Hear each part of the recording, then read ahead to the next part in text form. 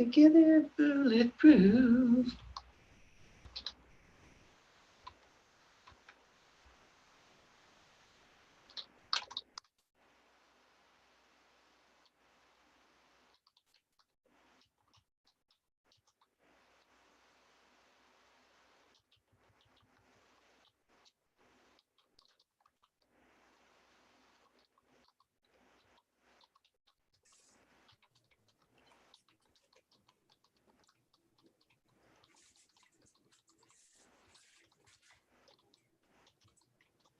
What is she talking about?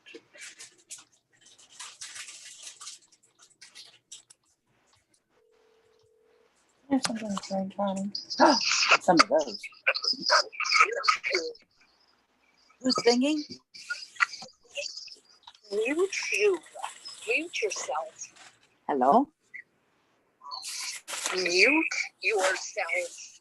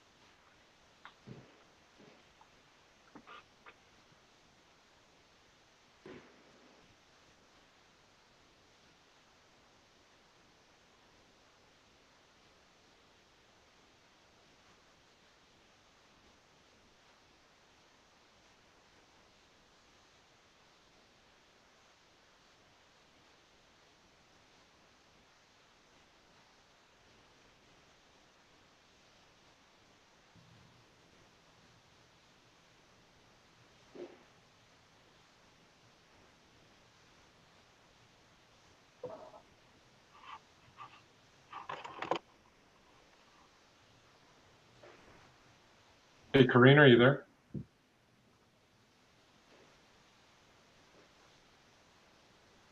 I see Corinne's picture, but I'm not sure she's there right now.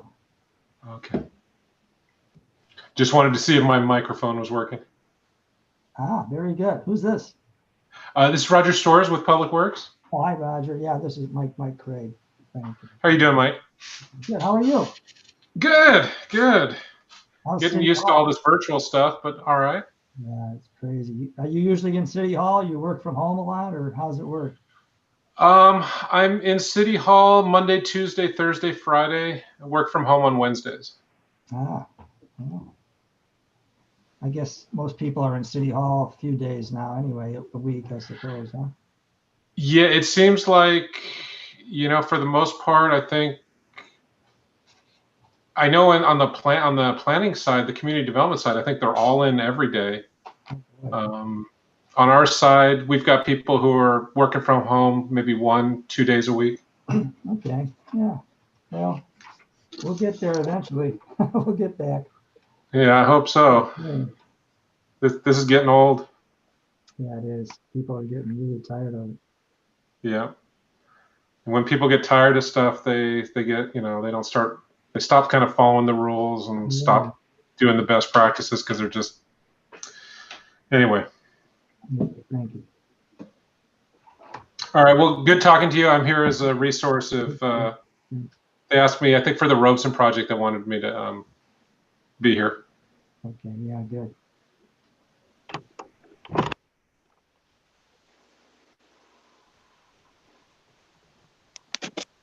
Hello, Alan. Can you hear me?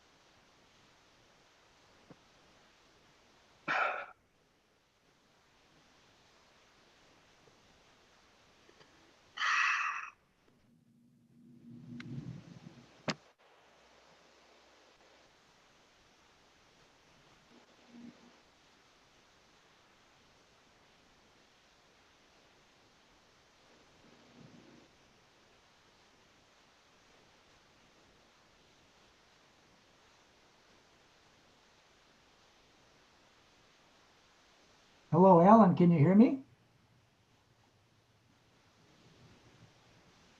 I'm not sure.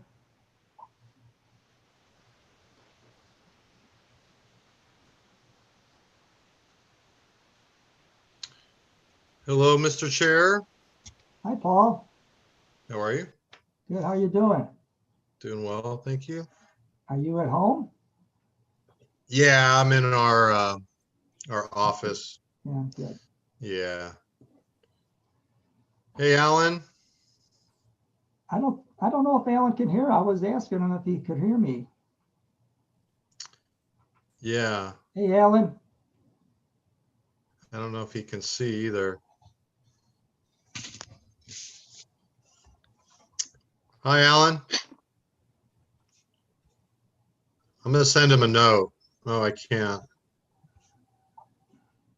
Shoot.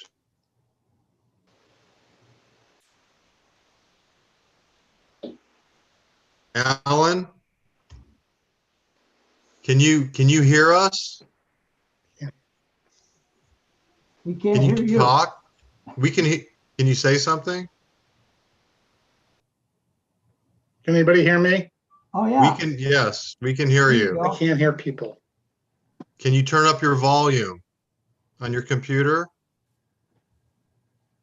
Hmm.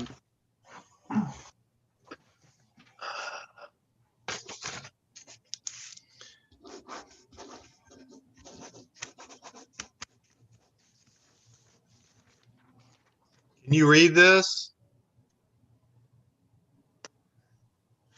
Do you check your volume on your computer?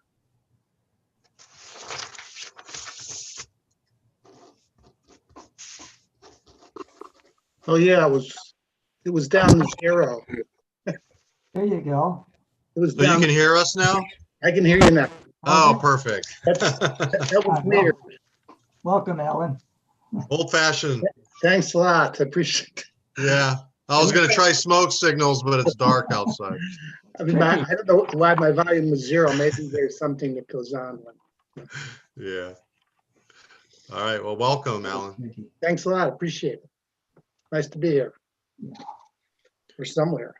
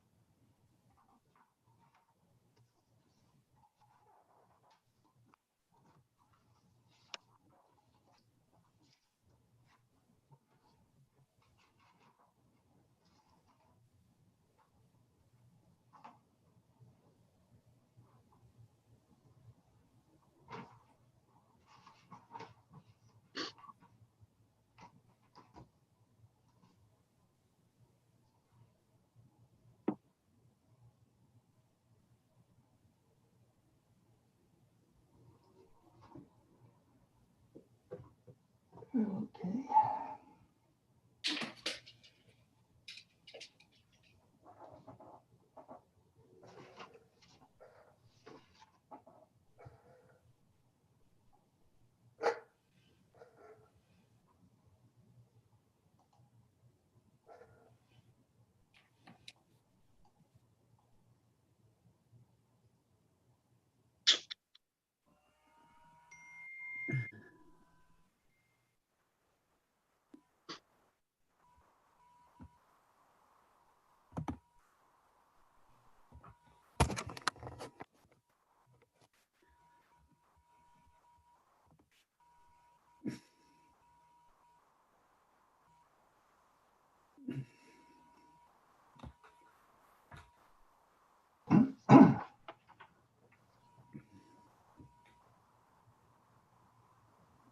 Kareem, Yes. do you know if we got anybody to speak, any residents for item 3 or any of the items? All the people that wanted to speak are signed up for the meeting. And there were some people, Well, they're representatives of the project. just the representatives, not, other folks. Yeah. Nobody else that you know of? Nobody that I know of, and nobody's made contact with me. And the planners will know as they start their items if there's something, but I haven't heard anything about somebody who wanted to join the meeting. Okay, thank you.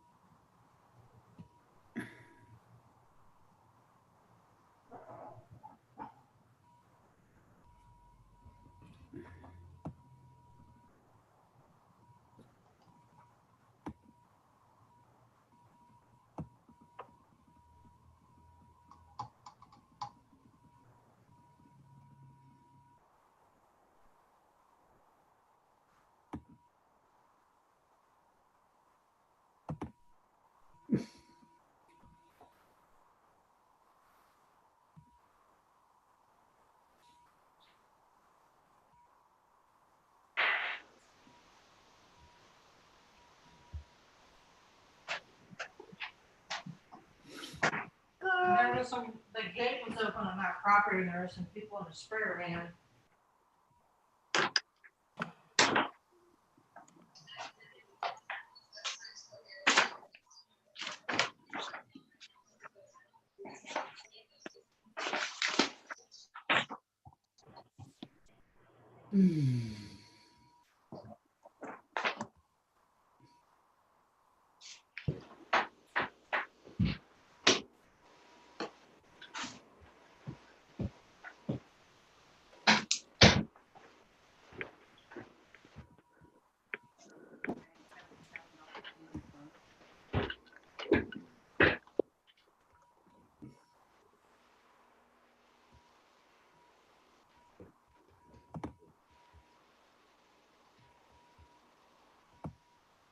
Hi, everybody.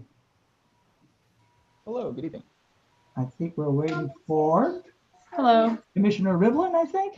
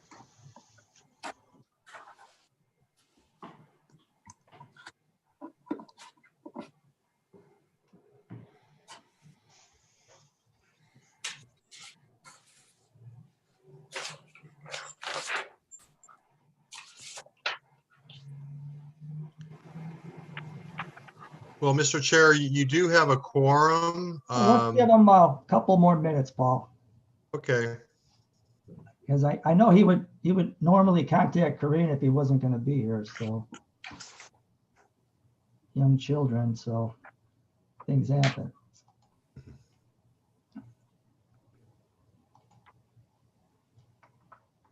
We won't wait too long.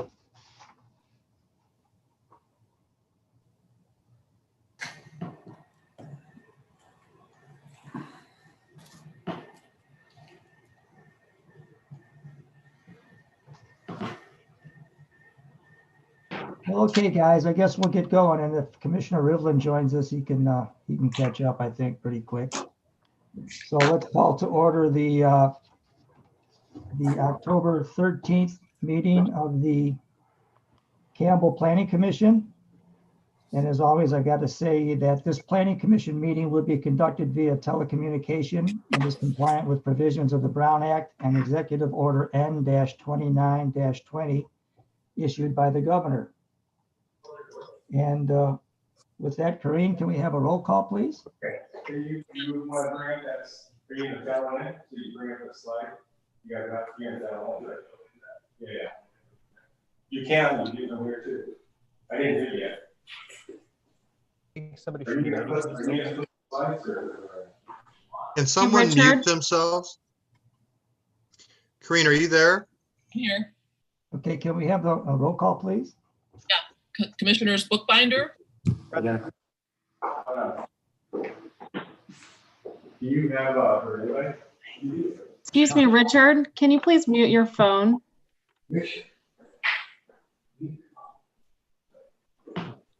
I don't think he's.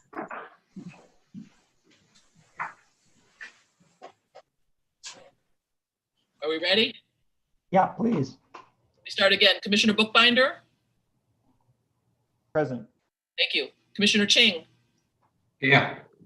Commissioner Colville, Here. Commissioner Rivlin, not yet.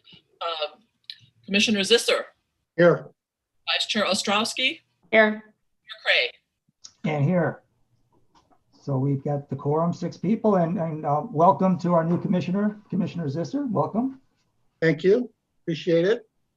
And you'll have a lot of fun. And First order is always to, has everybody reviewed the minutes of our last meeting, which was, what was that, September 22nd, I think? And if there's any corrections or anybody want to make a motion? Yeah, sure. I'll make a motion to approve the minutes. I'll second that. Your second? Who made the motion, please? Ching. Commissioner Ching? Commissioner Bookbinder, I think, seconded it. I just noticed that that Rivlin was in the waiting room, but it looks like he's coming in now. He's in. I've just arrived. I could not seem to access, but now I'm here. Can everyone hear me? Good. Yes. Well, we just made a motion to approve the minutes, Commissioner Rivlin. No objections. That has been seconded. Yes, it has. What did we say? All in favor? You'd say it, Kareem? All in favor. All in favor, voice vote? Yes. Aye. Aye. Aye. Any abstentions? I don't think I can vote on it. Yeah, Right. you can abstain for that one, Commissioner. I'll abstain. Zisser. And at this point, Director Kamoyan, do you have any communications for the commission or any agenda modifications or changes? There are none, Mr. Chair.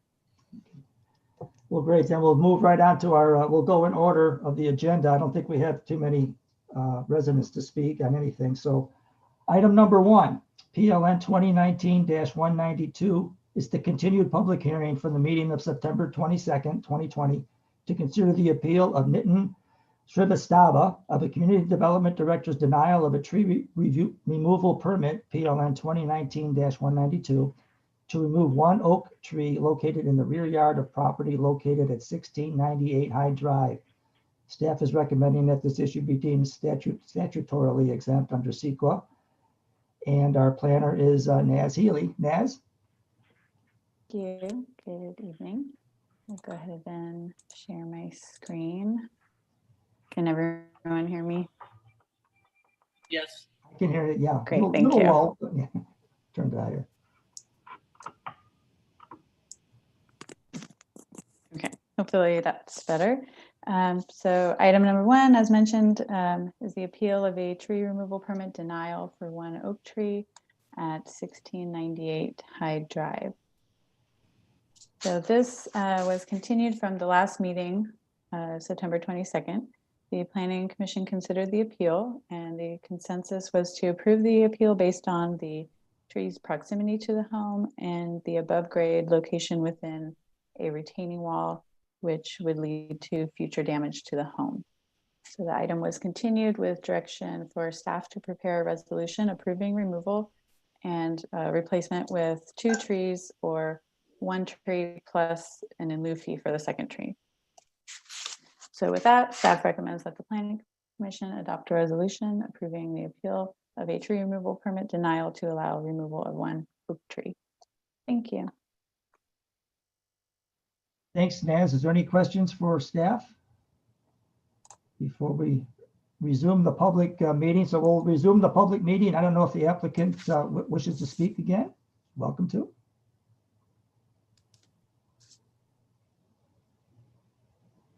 Oh, we can't hear you.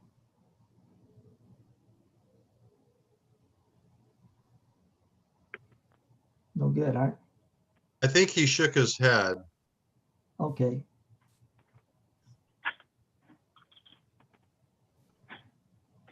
You're okay?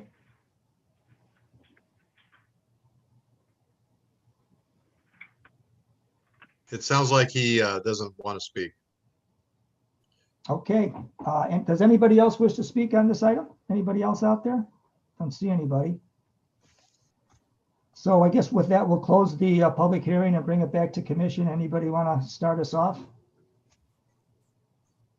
Or make a motion? This was discussed at length last meeting. Yeah, I think it reflects what we proposed, so I'm cool with it. Unless our new commissioner has opinions on this, I don't have anything to add. Yeah, it looks good to me. Commissioner Zisser would have to abstain. Right. Okay. Anybody want to make a motion then? So I'll make a motion to adopt a resolution approving the, wait, am I in the right place?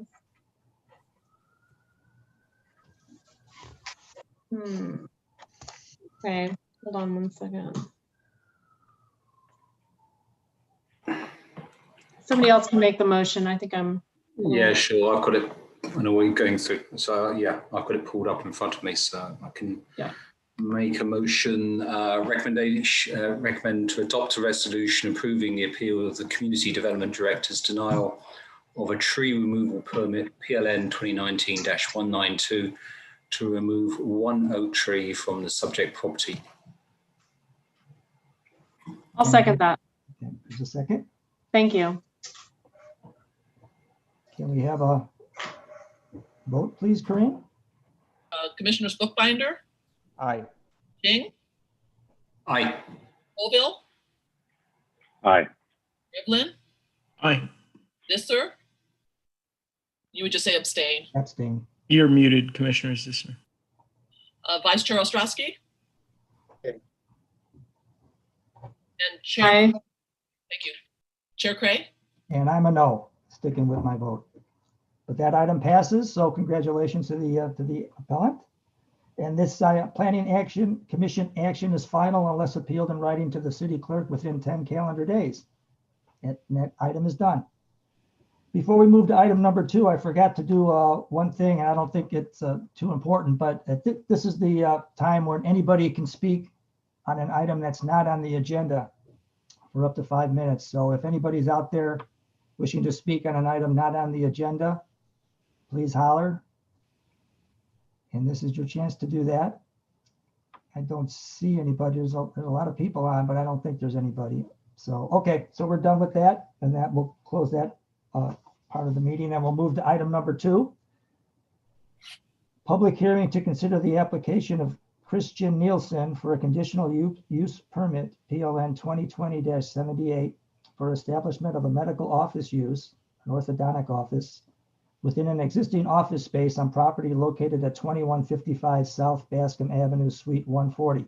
Staff is recommending that this item be deemed categorically exempt under CEQA, and our planner again is Naz Healy. Thank you. And I'm going to go ahead and share my screen again.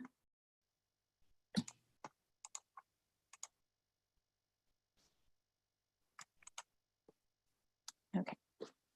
So item 2 is an application for a conditional use permit for a medical office at 2155 South Bascom Avenue. The project site is an existing office building. It's located on Bascom between East Campbell Avenue, which is up here, and Apricot Avenue, which is down here. The zoning is C2 general commercial for the front half of the property and R3 multifamily residential for the rear half. The proposal is for a CUP to establish an orthodontist's office. That's considered a medical office and a conditional use. And it would be within a 4,595 square foot tenant space. And the business hours would be between 8 a.m. to 5 p.m. Monday through Friday. Staff hours would be an additional 15 minutes before and after that time. So while those are the hours that are requested, staff recommends allowing 6 a.m. to 11 p.m. daily, which would be consistent with standard commercial hours, and that would allow future flexibility. The proposal also involves some parking lot restriping, and that would be to create 3 new parking spaces that are required for a medical versus an office use. So with that, staff recommends that the Planning Commission adopt a resolution approving a conditional use permit. Thank you. Thanks, Naz. Any questions for staff? Just a disclosure, this is not within 500 feet of where I live, but it's less than 1,000 feet from where I live. So I thought I wanted to, I don't think I have to recuse myself, but I want to at least mention that. Okay, sure. Thanks, Commissioner Bookbinder.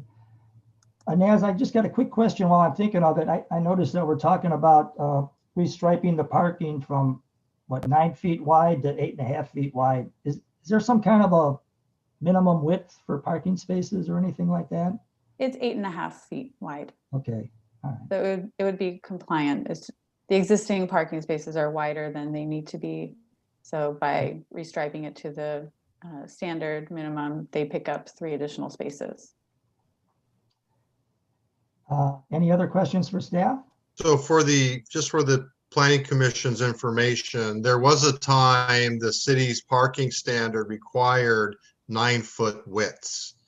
When the city embarked in their comprehensive update to the parking ordinance, they took the compact stall dimension of 8 feet wide and the standard of 9 feet, and they created a uniform one stall, and that's 8.5 feet. That's where that came from. Thank you, Mr. Kamoyan. Any other questions for staff? I have a couple questions. One is, I didn't notice any specific, and I don't know, I'm not that familiar with orthodontic office operation, but is there any requirement for special hazardous waste disposal and that would apply? I believe there are several people from representing the applicant. Perhaps they can answer what kind of waste, if there's hazardous waste that needs to be treated differently. Hi, can you hear me? 1 second, please, ma'am. We'll open the public hearing in a minute. I'm the applicant. Yes, ma'am. 1 second. 1 second. Sure. Commissioners, is there any more questions for staff? You can hold that one for the applicant. The other question was that there seemed to be something that triggers a change to the front sidewalk area, unless I misread that as a result of this, that there's going to be some modifications made to the front of the facility. Is that true? Yes, that's a requirement from Public Works, and it's to bring the driveway or the sidewalk area up to ADA compliance. Okay, so that's something that the city does? Yeah, when but I mean, I guess it was built in the 80s, I believe, this development. So the laws have changed since then, and so when there's an application submitted, certain triggers, Public Works will require that it be brought up to current standards. Okay. Yeah, the commissioners, or members of the planning commission, the guidance is actually spelled out in the city's general plan.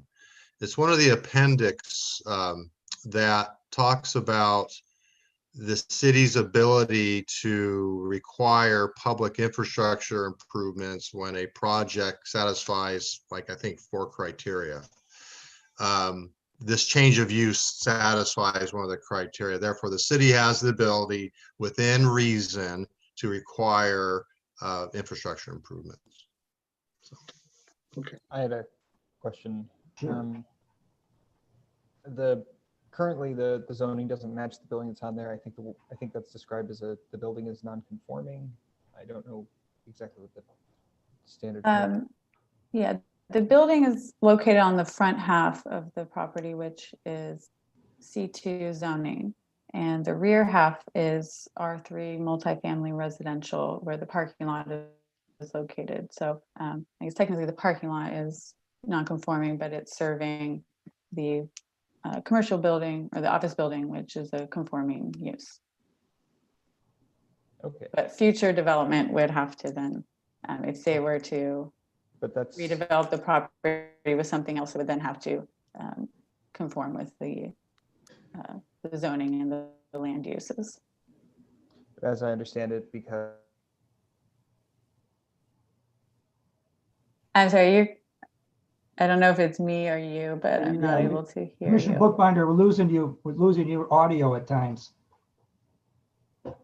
Like right now. Can't hear you.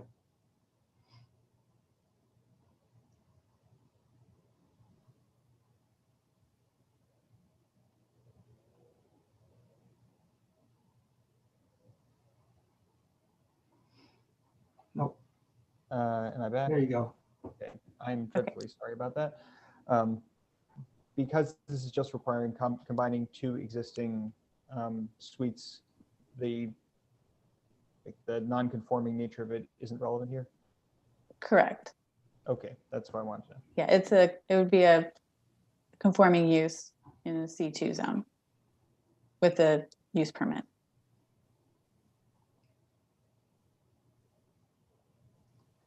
Okay, any more questions for staff? I think you froze there, Commissioner. Yeah, I Buchbinder. think it's maybe frozen. Oh, there you go. You're off. You're mute. You're mute. Are you? Any more questions? Good. We're good. We're good. So if there's no more questions for staff, then we'll open up the public hearing. And I know that we know the applicant wants to speak, so the applicant may address us now. Please hold you to 5 minutes if we can. So. Hi, sorry about before. My name is Beatrice. I am with Nielsen Studios. Christian Nielsen is also in this meeting. He's the architect of record. I just wanted to say we're available for questions, and specifically about the question for residence waste. There shouldn't be any for this project. We would be happy to provide a list for the building department once applying for a building permit, with all the chemicals being used in this project. Okay, thank you. Yeah, Any thank questions? you. Any questions for the applicant? I think the question wasn't so much about the any hazardous materials used in construction as in the actual use as an orthodontic office. Yeah, I'm sorry if I wasn't clear. That's exactly what I'm addressing. So the chemicals that are going to be used during operation they do not require any specific treatment. So yeah, specifically for operation, there shouldn't be any chemicals, hazardous chemicals being used. Thank you. Thank you. Thank you. Commissioner Bookbinder, your audio is a little low, a little hard, or at least for me, for my old ears to hear you. So if you can up the audio a little bit. I'll try and speak up, see if I can make that a little There we better. go. Very good. Any more questions for the applicant, anybody? Okay, does anybody else wish to speak on item number 2? Okay, seeing or hearing no other speakers, we'll close the public hearing and bring it back to commission. And who wants to start us off? Anybody? I think this looks like a really straightforward proposal, and I support the conditional use permit. Yeah, likewise consistent with the general plan, so gets my support. Agreed. Want to make a motion? Sure. I'll make a motion to adopt a resolution, reference attachment 1, approving conditional use permit for establishment of a medical office use orthodontic office, subject to the attached conditions of approval. I'll second. Commissioner Rivlin seconded, Corinne. So can we have a roll call vote, please? Commissioners Bookbinder, Aye. Bing, Aye. Colville, Aye. Rivlin, Aye. Visser, Can I vote on this? Yes, Aye. Ostrowski, Aye. and Chair Cray. Aye. So that motion carries unanimously. The action of the Planning Commission is final unless appealed in writing to the city clerk within 10 calendar days. And congratulations. Thank you. Good luck. So we will move on to item number 3. Here's item number PLN 2109-148. Item number 3 is a public hearing to consider the application PLN 2019-148 of Ropes and Homes LLC for a zoning map amendment to rezone the project site from R16 single family residential to PD planned development. A planned development permit to allow construction of 25 single family homes, 5 accessory dwelling units, 4 detached and 1 interior, a new private street and associated site parking and landscaping improvements, a density bonus to allow a 32.5% increase in the allowable density, use of state parking standards, and provisions for 2 very low income, below market rate units. A tentative vesting subdivision map to create 25 private lots and 4 common lots and associated public and private easements, and a tree removal permit to allow removal of 17 on-site protected trees on property located at 16179 East Mozart Avenue in the proposed PD Planned Development Zoning District. A mitigated negative declaration has been prepared for this project. Tentative City Council meeting date is November 17th, and our project planner is Daniel Fama. Daniel? Good evening, thank you. Let me quickly share my screen here.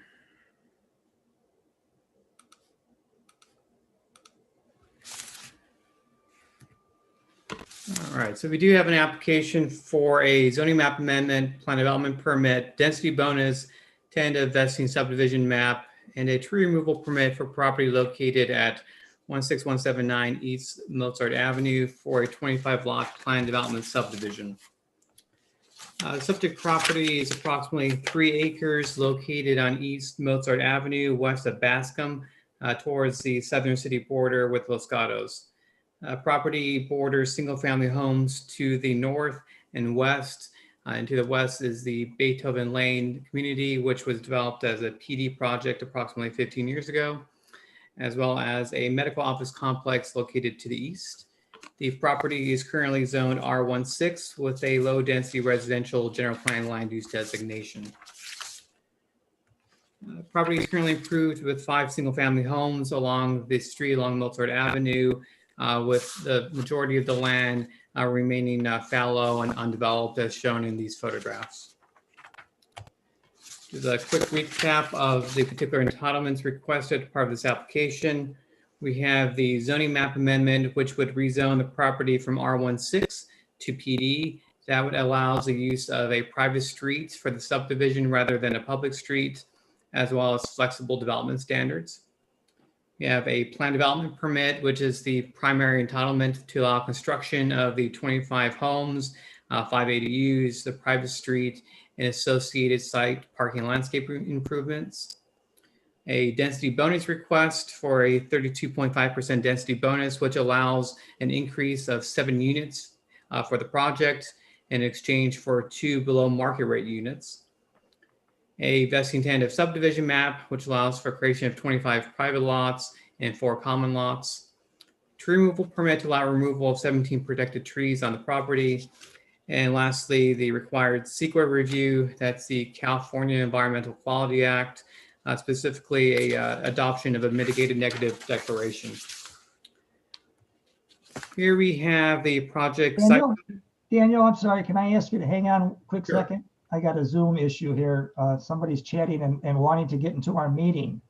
And I don't know how it works. Somebody didn't know. Mr. Chair. Register and ask a question. So I saw that as well. I sent a email to the host that is behind the scenes asking to let this person in. I don't know. Yeah, I guess they can be anonymous. They have to sign in though, so you can announce who they are.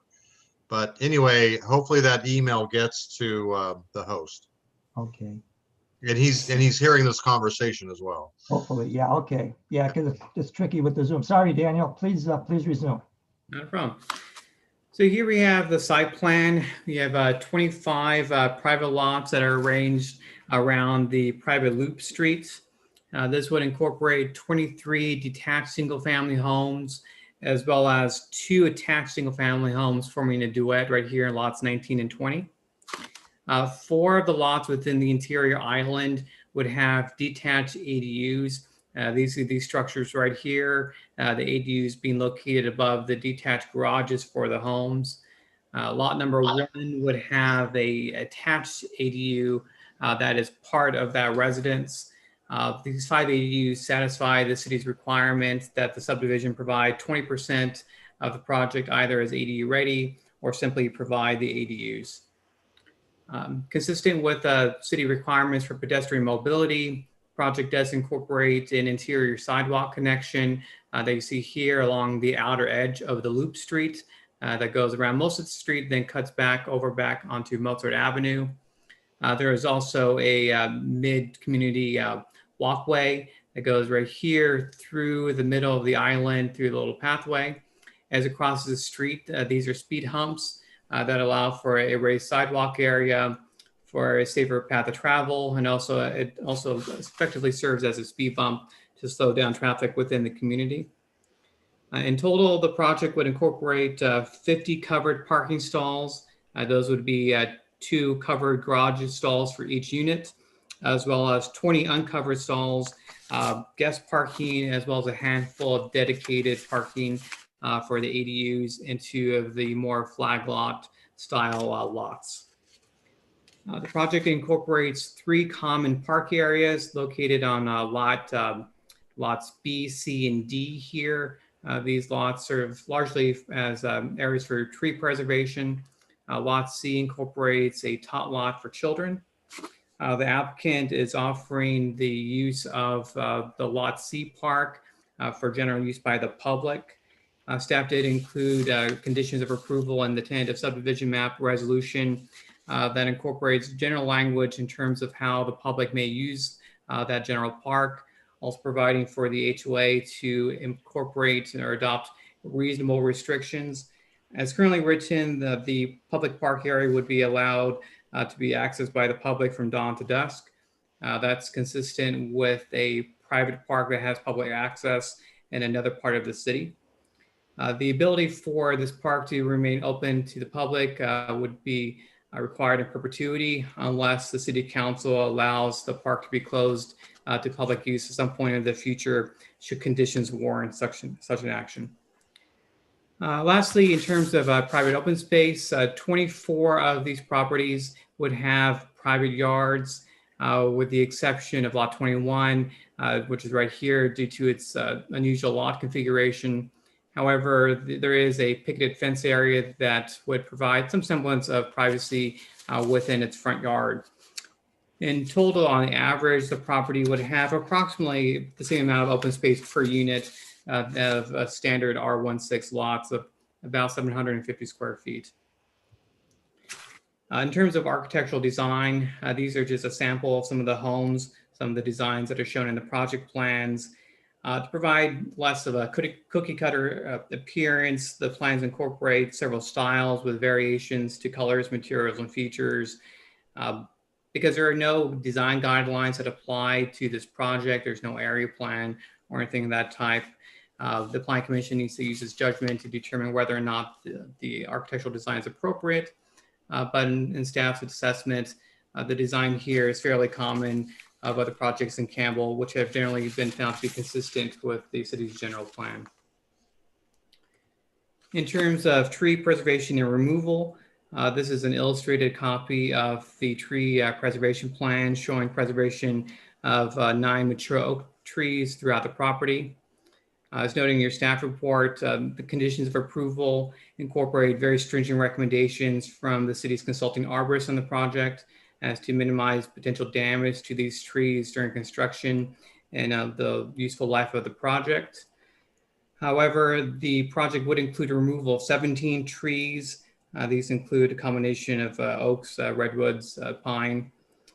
The proposed removal really is a balance between preservation and removal to allow reasonable use of the property. Most of the trees that are being removed are either within or approximate to building footprints or the roadway itself.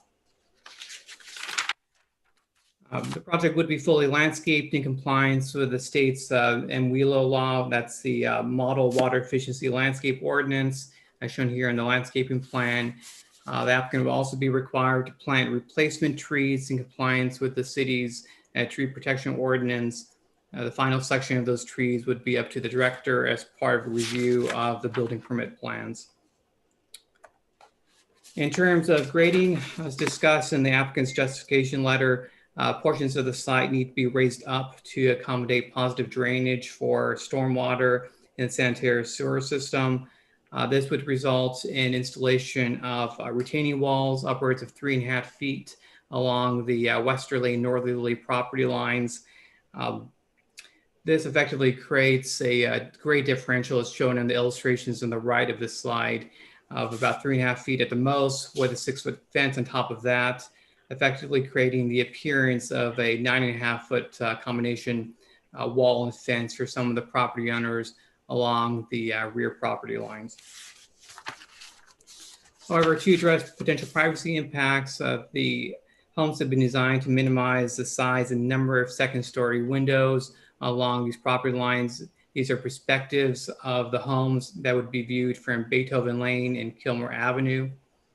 Additionally, the design of the homes minimizes the placement of second stories closer to the property lines, tucking those second stories in further to further minimize the potential privacy impacts, also in the presence of building massing as viewed from the neighboring backyards.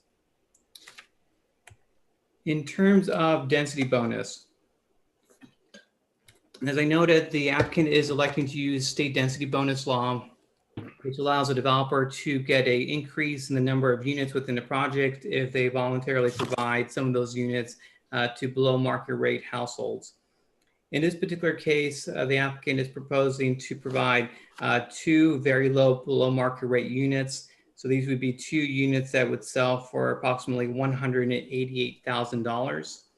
The applicant is proposing to identify units, lots 19 and 20 as the 2 BMR units. However, as discussed in the staff report, there is an argument that the selection of these 2 units is not consistent with the provisions of the density bonus law. Some of it that's excerpted here on the right side. That provision effectively requires that the BMR units be reflective of the community as a whole, and that they not be significantly different visually or in the amenities provided. Because this is largely a detached community with the exception of these 2 attached units, staff does not believe that the applicant's proposal satisfies the written terms of the density bonus law. And as such, a condition of approval would require that instead the applicant provide, as a compromise, 1 attached unit, specifically lot number 19, and then instead of lot 20, lot number 6 would be a second BMR unit. This creates an average comparability of the overall project where you have one attached unit on a smaller lot that's averaged out with a detached unit on a larger lot.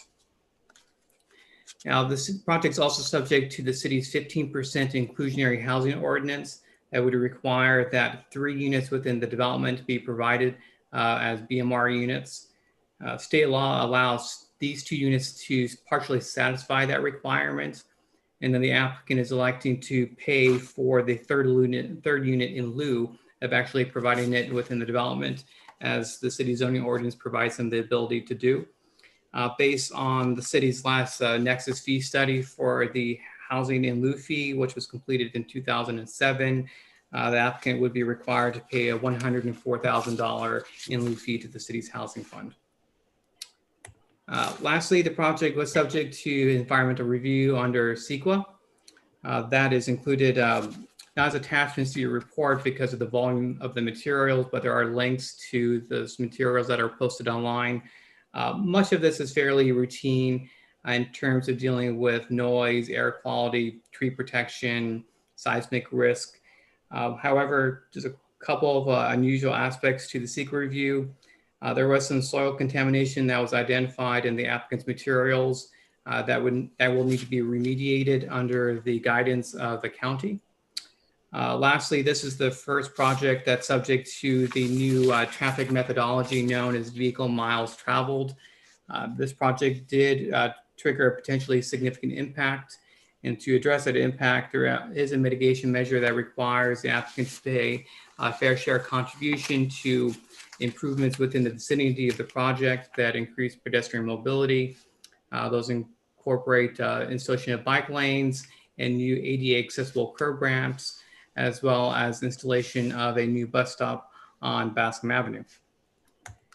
In conclusion, staff does recommend that the Planning Commission adopt resolutions recommending that the City Council adopt the various elements of the project. Thank you.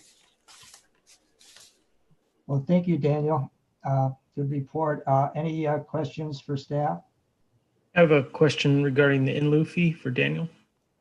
Could you explain that 104? It sounds like it was established by City Council or some other board. However, that number seems considerably low considering the price of housing in the area. My inclination would be that that price, the in lieu fee, would be equivalent of the purchase of a home, but maybe you can shed some light on that. Yes, when the city adopted its inclusionary housing ordinance in 2007, there was a belief that requiring single-family homes to provide actual below market rate units within the project would render those projects financially infeasible. So as opposed to all the other density ranges, so anything beyond single-family residential, a developer cannot pay an in lieu fee. They must provide the units within the project. But the uniqueness of single-family homes being larger lots and at a higher cost, the council in 2007 thought that the ability for a developer to provide an in lieu fee made some sense as to not render these projects infeasible. Now, the methodology that was created was predicated on housing market conditions as they existed in 2007. And that fee obviously does not reflect current market conditions, nor was the fee raised with inflation over the last 13 years. So unfortunately, it is artificially low as compared to. Yeah, that's a shame. For the record, I think that that's a miss by the city council or whoever establishes that rate, especially considering it doesn't include inflation. I think that would have been a generic clause that should have been part of that. Daniel, I got a question that dovetails on Commissioner Rivlin's question, because I don't know exactly how. For one thing, yeah, the 104,000 is ridiculously low, but I know that we've got a really good developer here. But in terms of, let me put it this way: if this development, if they had just wanted to pay in lieu fees for all three low income units, would that have been legal or okay to do something like that? No, not in this case, because they were using the density bonus law. So density bonus requires the provision of the units within the project. Had they not used density bonus, they could have paid their units all in lieu. Okay, it's only because of the density bonus. Correct. In this case, the But density they still bonus. don't have to build all three. They can only build two and pay in lieu for one.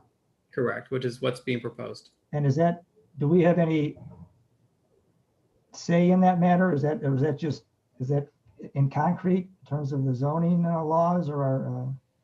Well, I want to say my reading is that the city does not have the ability to decline the request for in lieu fee, but I will look to our city attorney for confirmation. Well, can we ask for 3 units to be low income instead of the in lieu fee for one of them?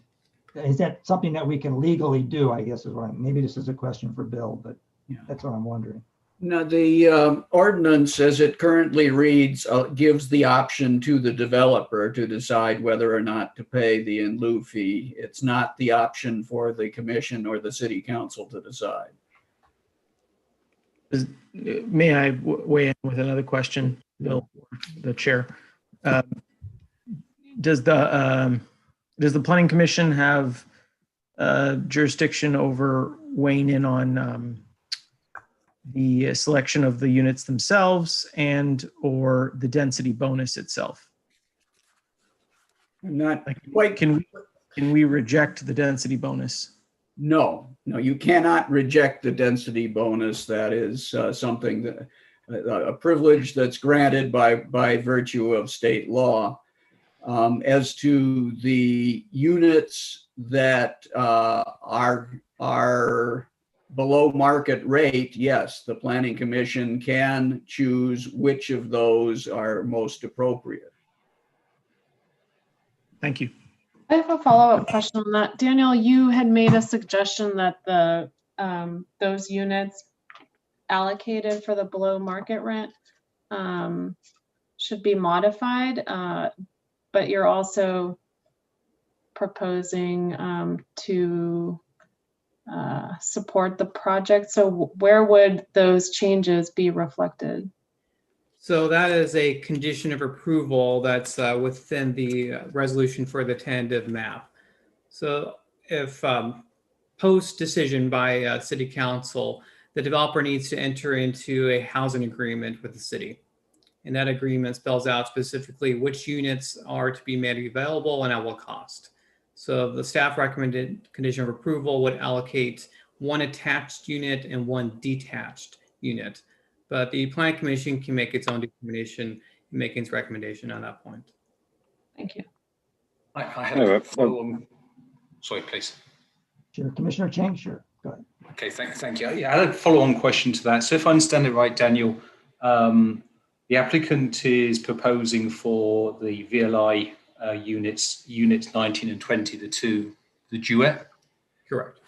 And the staff city is recommending one of those and unit 6, which is a detached property in the far right corner. Is that correct? That's correct.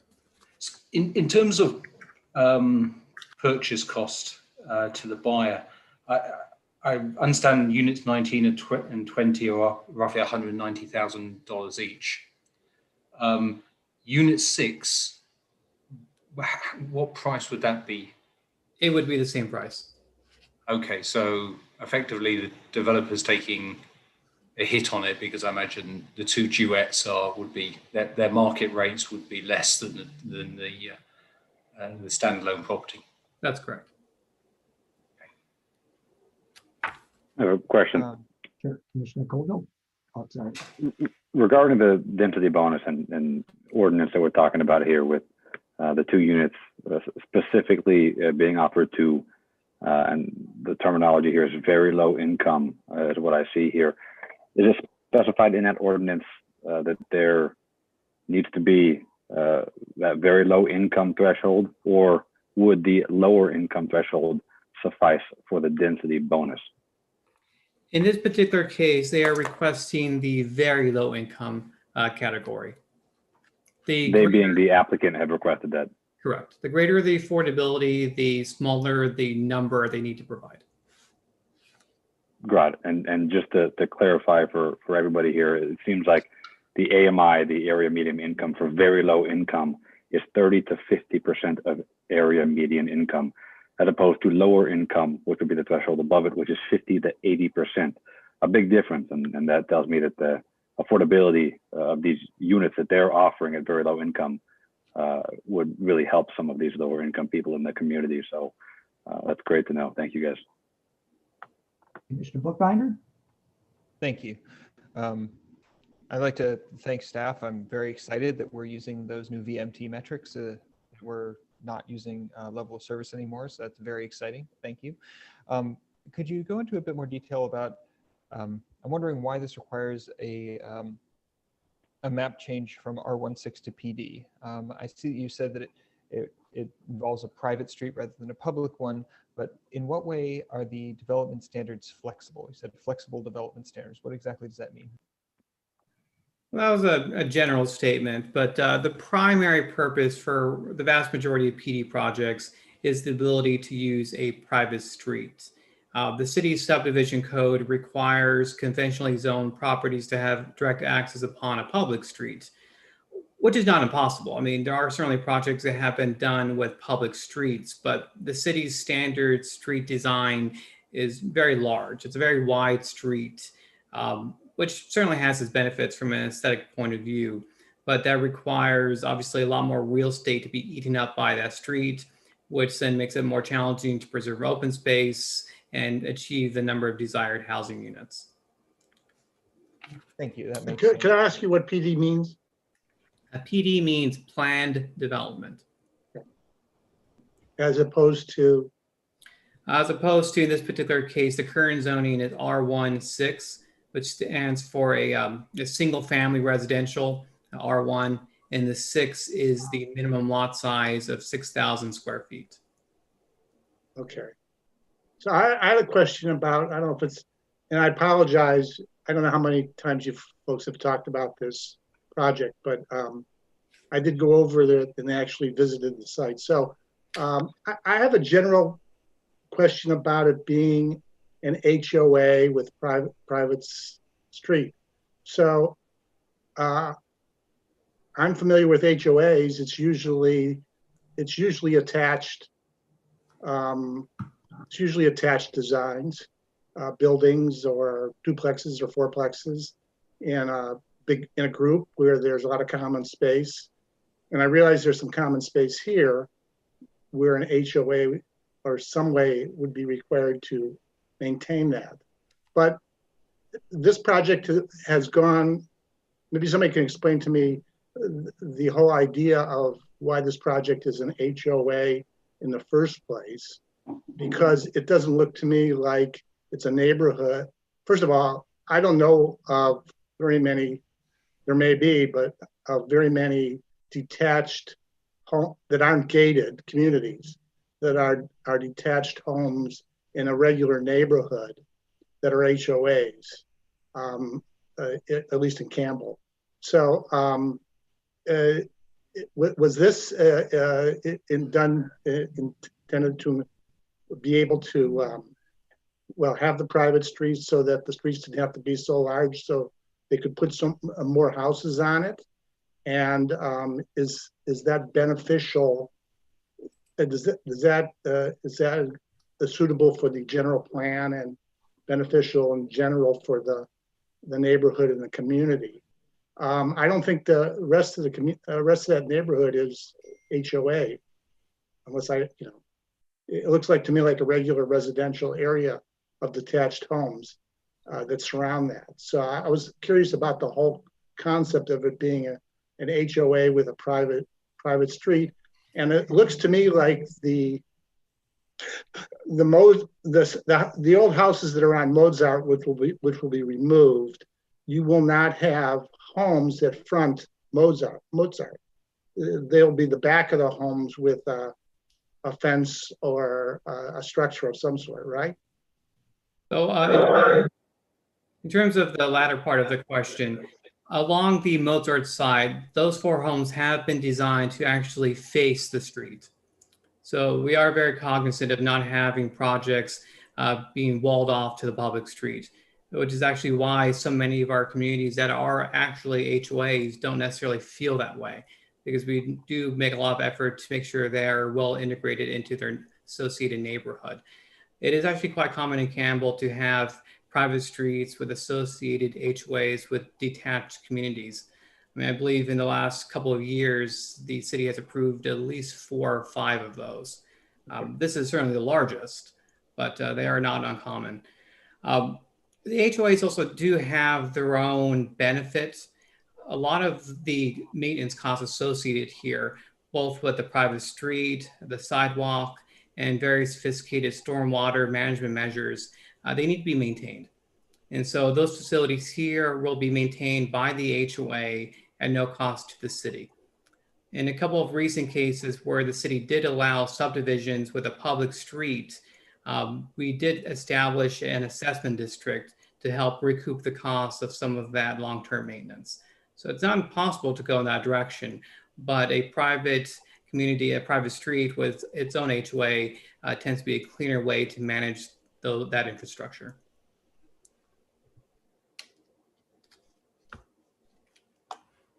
So just to clarify, on the Mozart side, those houses are going to disappear, right? And the homes that will replace it will be facing the private street, and there'll be some kind of fence along Mozart? No, well, unfortunately, if you look on your staff report on page 5, we actually did include an excerpt of the streetscape view as you would see it from the street into the community. So you have the 2 duets that face the street where their entry is at the street. And then you also have 2 homes directly to the east that would have their garage access from Mozart in a very traditional manner. And then you would have the entrance into the community, which is effectively just a private street intersection, and then the park. So it does very much try to maintain some level of integration with the neighborhood. Oh, okay. All right. So the you got two homes on Mozart plus the duet. Is that, am I reading it correctly? Correct. Okay. And those face Mozart. Correct. Okay. Thank you. Well, I have a follow-up question to the parking you'd mentioned earlier. Yes. The driveways, it appears that they are not counted towards parking. They're either too short, or in the cases that they would provide it, it's against some future CCNR or fire code or some collection of that. Is that the assessment here? Well, driveways don't generally count as parking because parking generally needs to be a dedicated space. Obviously, there's the practical side of it that people do use them as parking stalls, and there's nothing that would preclude these driveways from being functionally used as parking by the homeowners for themselves or guests. So I ask just to follow up to that, is the sidewalk that is provided is a great amenity. I think that was a comment in a study session. So I appreciate the developer adding that circular sidewalk, or maybe it was already required by code. But I'm trying to understand if, a neighbor does park there or a guest parks there, are they going to be blocking that sidewalk? And, with most of the units fronting that interior private street, is it going to become a useless sidewalk because everyone's bumpers are hanging into there? So I just want to understand what that looked like. Sure. Maybe it's a question for the applicant if it wasn't noted in the design. Yeah, I can address it. And this is an example of the flexibility of the plan development standards.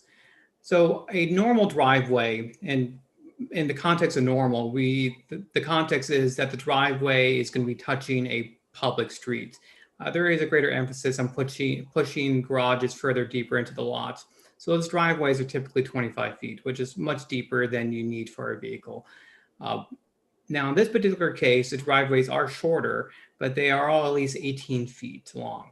Now, 18 feet long is the standard dimension for a commercial parking stall. So they are deep enough for vehicles to be parked without blocking the sidewalk. Now, they are not deep enough for such things as RVs or boats to be parked, because those would block a sidewalk. However, because it is an HOA, the CCNR specifically prohibit the parking of RVs and boats for that reason.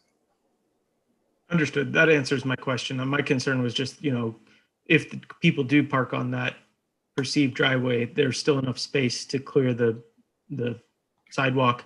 I did notice the duet doesn't offer that, but maybe we'll have some further discussion on that later in this discussion. Thank you, Daniel. I'd like to have a few other questions. Daniel, can you give a bit more detail about the interior road? Is that a two-way road? Yes, it's a two-way 20-foot wide road, which is the minimum both from the city zoning code and the fire department standards. Okay, and the city zoning code business plan development, we can adjust that, but I'm guessing we can't adjust the fire department's standards. Correct, and there are some basic code provisions that are generally applicable, and the two-way drive aisle being 20 feet is one of those, just to make sure obviously there's enough space for vehicles to pass each other. Okay, and just to make sure I understand this, will there be a posted speed limit for the private road? No, but there's nothing precluding the HOA from installing its own signs. Roads generally have a sort of a design speed, like they're designed for a particular speed. I appreciate seeing the speed bumps in there. What is the design speed for this private road? Yeah, that'll probably be a question for the applicant's team. Okay, I can come back to that. And just to make sure, it sounds like parking is not allowed along the private road. Is that the case? Except where there are some parallel spaces built into the edge of the roadway. So those spaces are beyond the 20-foot drive aisle. But yes, you cannot just simply park in the drive aisle because you would be blocking the street. And also because it does serve as a emergency vehicle access, you would also be blocking the potential route of a fire truck or ambulance. Okay. And I suppose I can add, some of this may be for the applicant, but in terms of, I'm trying to get a good picture in my head of what the VMT and lieu fees are going to provide. So I see. Apologies, We Commissioner. lost you, Commissioner Bookbinder. Lost your audio.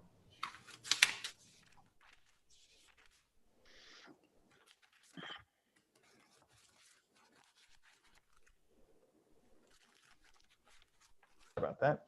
There you go. Sorry. I can expand on the VMT mitigation measures. Yeah, the question I had was, in terms of making it easier to bike around there, it sounds like I can see that there's a sidewalk for walking around on the private street. In terms of bike infrastructure, it sounds like this is limited to sharrows. Is that the case? Correct. So so there's actually a number of components of the VMT mitigation measure. So that does include, the project includes full public improvements along the Mozart frontage. So that includes installation of a new public sidewalk. So that would finish the sidewalk on this side of Mozart connecting to Bascom Avenue. It would installation of new wayfinding signs to direct people to the trailhead.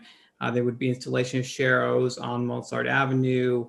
Again, the bus shelter, one-time introduction of VTA transit passes for the community, and then the fair share financial contribution. I was not aware that there would be VTA passes for people living there. That is extra nice. Okay, I think that's all I have. I may have some more questions for the applicant. Thank you very much. Sure. Anybody else? Daniel, I got to go back. I hate to hit you with another question here, but let me real quick. I want to follow up on Commissioner Colville's question about the BMR. I didn't quite catch your answer.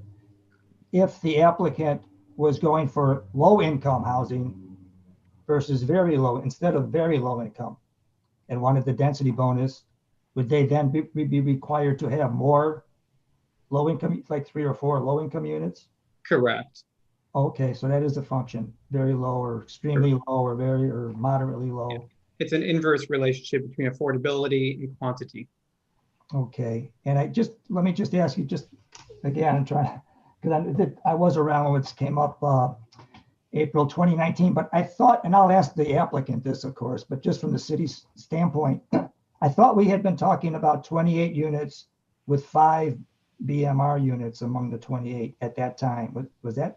Was that the case, or do you recall?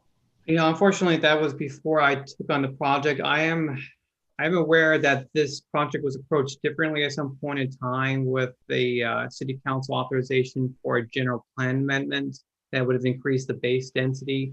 The applicant opted not to go that route. Okay, well, that's fine. Well, I'll ask the applicant that too. Okay. Any other questions for staff, anybody? Okay, if sorry, one more question. Commissioner Bookbinder. So what counts as cycling infrastructure? So the applicant's fair share contributions will go to the new bicycle lanes on Bascom Avenue. So when you say bicycle lanes, is that sharrows or is that the actual separated bicycle lanes that we're getting installed on Bascom at some point? Correct, the actual dedicated bicycle lanes. Okay. All right. Do sharrows, I guess, I'm asking, like, to what extent does painting sharrows count as making the city bike friendly in our view? Yeah, that would probably be a question for our traffic engineer. I'm not entirely sure he's on the line, but we also do have the consulting traffic. Well, look, we do have Matthew Jew here who can answer that question. Painting sharrows on the street does raise awareness for motorists that bicyclists are going to be present.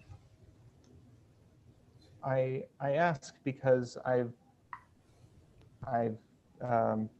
seen some evidence that the safety contribution of painting sharrows, that the confidence level crosses 0. That is, they may actually make things more dangerous because they encourage people to bike and they don't make it any safer for people. I had the opportunity to bike out there and see it the other day. It's like the bike trails leading there are really nice, and it concerns me that that if we're going to be adding bike infrastructure, that I appreciate that we'll be improving the real bike lanes on Bascom, but painting sharrows does not particularly improve things for the biking experience, as far as I can tell. But we'll come back to this when the applicant comes on. Thank you for the answer. Well, if I could jump in, Matthew, correct me if I'm wrong. It's the sharrows aren't going to be on Bascom. The sharrows would be on Mozart. Is that correct? Correct. Right. And I guess the way to look at it, Commissioner Bookbinder, members of the Planning Commission, is that sharrows would be placed on streets that have minimal conflicts between bicyclists and vehicles. So residential streets. And this one, because it's a cul-de-sac, doesn't really have the traffic to create that separation. So according to engineering principles and practices, this would be an okay place to have sharrows. So if I understand this, you're saying that because traffic is so limited there, that it doesn't really justify adding separated infrastructure for bikes just because there's so little car traffic there that you can essentially bike in the road. And the sharrow just sort of. Yeah, no different than any other residential street in the city. You can ride a bike on the street, and there's a sharing that makes sense. aspect. Do we have a standards for like the point at which there's enough traffic for that not to any longer be a reasonable thing to do? Not that I know of.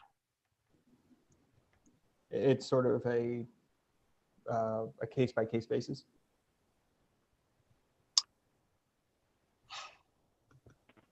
We would look at street classification. Looking at it the other way, a bike lane might go on an arterial, maybe a collector, but a local street like Mozart, it's unusual to have a bike lane. Well, I have some pertinent information I'd like to weigh in with Commissioner Bookbinder's question. Is it okay if I offer that? Sure, please do. Commissioner Bookbinder, I'm not sure if you're familiar, but I believe, and correct me if I'm wrong, City Traffic Engineer Matthew, I'm not sure if it's owned by Caltrans, but the public bike running pathway over the 17 does link to Mozart. So it is like a primary bike connection point. Does that ring a bell to anyone? Oh, that's how I got there when I went to go check it out. Okay.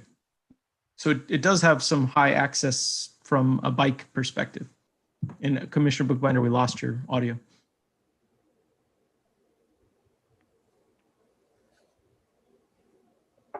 Any other questions for staff? Commissioner Colville. I have one more for Daniel. Daniel, can you give me a dollar amount and or just read off the list one more time, please, of the fair share contributions being asked from the developer for this project? You went over it briefly regarding the specifics you were asking from them. And I wanted to know specifically, is there a dollar amount for fair share contributions and or what are the specific measures that we are asking for them to take?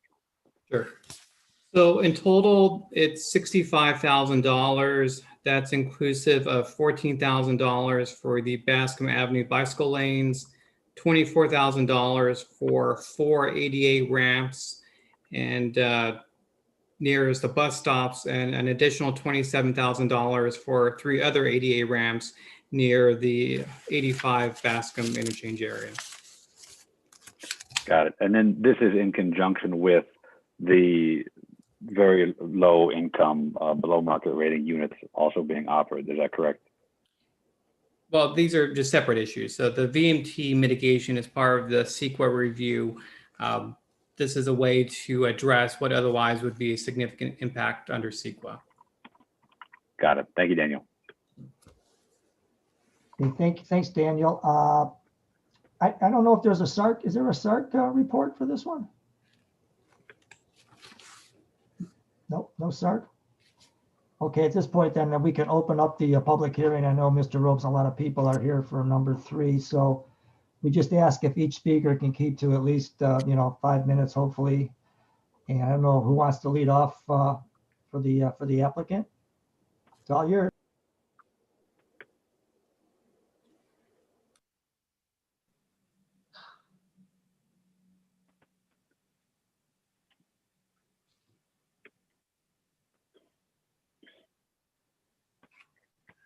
Daniel, should I start? Not getting any audio, I don't think. All you. Daniel, can you guys hear me? Yes, we can hear you. Yeah, that's good. Yeah, we can hear you. Okay, great. Well, good evening, commissioners. My name is Richard Yee. I'm project manager for Ropes and Homes. Most of you will recall our study session back in April of 2019, in which you gave us an ambitious set of goals. You supported the higher density up to 25 homes, but you directed us to save more trees, add more open space, provide BMRs and ADUs, and comply with the parking requirements. Wow. So back to the drawing board. I don't know how we did it, but we dug deep and we found a way to incorporate all your comments, the neighbors and staff, into the design. This is definitely one of the toughest site designs that we've ever worked on. And I'm really proud and excited to share this collaborative design with you tonight. So if you take a look at the first slide, this is a street view on Mozart.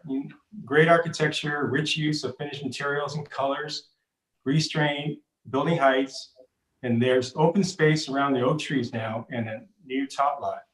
This new HOA maintained park will provide a place for neighbors to meet and greet, and it's a great community benefit. Next slide, Sam. Look, in contrast, we look at the surrounding neighborhood, there are no open space areas. And as I recall, the guys next door actually removed all of their protected trees. Next slide. Sam, next slide. And there are no public improvements along the project frontage. No sidewalk, landscaping, or parking, and the oak trees along Mozart are impacted by an existing home. Next slide. So here's our updated plan. You can see how well our edges fit and preserve the neighborhood pattern. Our rear yards face rear yards. Our homes along Mozart face their neighbors, and there's a new sidewalk and landscaping connecting to our neighbors on both sides. Trees, we have increased number of saved trees from 2 to 9. Based on the arborist report and many site visits, we determined the best trees to save. Open space. As noted in the staff report, we initially provided one 2,800 square foot passive use park. We now have 3 open space areas totaling over 11,000 square feet. That's a 4-fold increase from that includes 2 active and 1 passive use park. I would like to point out though that we have always intended to offer this tot lot as a neighborhood amenity maintained by the HOA, including its ability to limit public access if the park use is abused. Furthermore, we are paying park impact fees. Now, to accommodate the additional trees and open space, we did have to create unique building plans. We have 7 plan types and 12 different building elevations for only 25 homes. One could almost call this a custom lot development. So that's 23 market rate homes, including 5 ADUs and 2 very low income BMRs that are comparable to the design of the market rate units. 4 bedrooms, similar in appearance, interiors, and finish. The 5 ADUs can provide a source of income as rentals, and they are recognized by the state as affordable housing. Now, we have always considered privacy impacts in our designs, which is a challenge for this property. There is a 3.7 foot drop in elevation from the front to the back, and the existing sewer line in Mozart is shallow. So as stated in the civil engineer's letter in your packet, the grading and drainage design has been constrained to the greatest extent possible in order to reverse the stormwater overland release back to Mozart and provide enough cover for the new sewer lines. Following SART, we additionally lowered the building heights along Beethoven and Kilmer property edges anywhere from 6 inches to over a foot. And we also reduced and eliminated windows facing those neighbors. Regarding parking, we have more than satisfied the city's parking requirement completely within the project. So we are not relying on driveways or new public parking on Mozart. Next slide. And so this is a slide that shows you the study or the results of our privacy study where, again, we minimized or eliminated second-story windows facing the neighbors. Next slide. Now, we intend to build homes similar to recent Robeson homes in Campbell, Fremont, and Los Gatos. You can expect the same architectural design quality, craftsmanship, and detailing that you see in these pictures. Next slide. We also create great neighborhoods. So you see abundant landscaping, pedestrian-friendly sidewalks, good architecture, and large functional porches, providing eyes on the street and promoting neighbor interaction. When we are finished building here, we will have transformed and underutilized property to look like it has always been a part of the community. This is a great project for the city and its residents. It will provide sorely needed housing and complete the neighborhood with a design that you helped craft. This will be an incredible place to live. I respectfully ask for your approval. Thank you. Thank you. Thank you very much. Commissioners, have any questions for Mr. Yee? I'd like to thank the applicant for presenting this. I definitely appreciate the attention to detail. I was not at the study session. I think that may have been before I got on the planning commission, but I do appreciate that this is the result of a lot of feedback. I don't have anything specific to ask at this point. I may a little bit later, but I just wanted to say thank you to the applicant. Yeah, I wanted to add that, so at SARC, we spent quite a bit of time talking about the grading and the fact that the homes on one side are higher than the adjacent existing neighbors, and that was because of the shallow sewer line. So I really do appreciate that the applicant went back and you know, did a number of things to maintain privacy with the existing homes. They had the higher windows, and then they also reduced the height of the homes and went back and showed the views from the neighbors. So thank you very much for thinking and working through that so thoughtfully. Commissioner Riddler? Yeah, I'll probably have some questions through this discussion, but definitely want to share appreciation for the rich design and attention to community space and walkability and architectural, you know, design, fenestration from Robson and his team. I think it really will make a charming community. I have a quick question, but I'm sure there'll be some further ones. What was the impetus? I know there was an earlier design in a design session, and it sounded like there was some change in direction on density, but what was the impetus behind having one duet? And I do understand that construction cost is minimized if you combine, but it seems odd to have one duet throughout the entire neighborhood. I'm sorry, Richard, do you want me to answer that? Sure. Thank you, Mark. Yeah, we wouldn't have added the duet except for the direction we were given by the Planning Commission to save as many trees as we could and provide more open space. I mean, when you look at the site plan, it really, you know, especially something like this, it's all very integral. And, you know, to save those trees and provide more open space, otherwise we would have had two detached homes and we wouldn't have had to create a separate plan there. And so that was the reason we did that. Okay, thank you for answering the question. I have a question for Richard, because you were presenting. Richard, you take a look at your website, you guys, Mr. Robeson. Obviously, you guys do a lot of work. You do great work. My question, if you were just to take a step back for a moment and look at the project, not on the the minute specific little things we're looking at, but in terms of the community as a whole and what you're providing for the community, the people of the city and the surrounding areas. What are you most excited for with this development as opposed to the other ones you guys have built out? I think we are excited about this project because we're offering a neighborhood feature that's not currently there with the top lot. And I think with a PD development, we're also able to get more creative with our site plan. So we're not tied to 6,000 square foot lots, for example.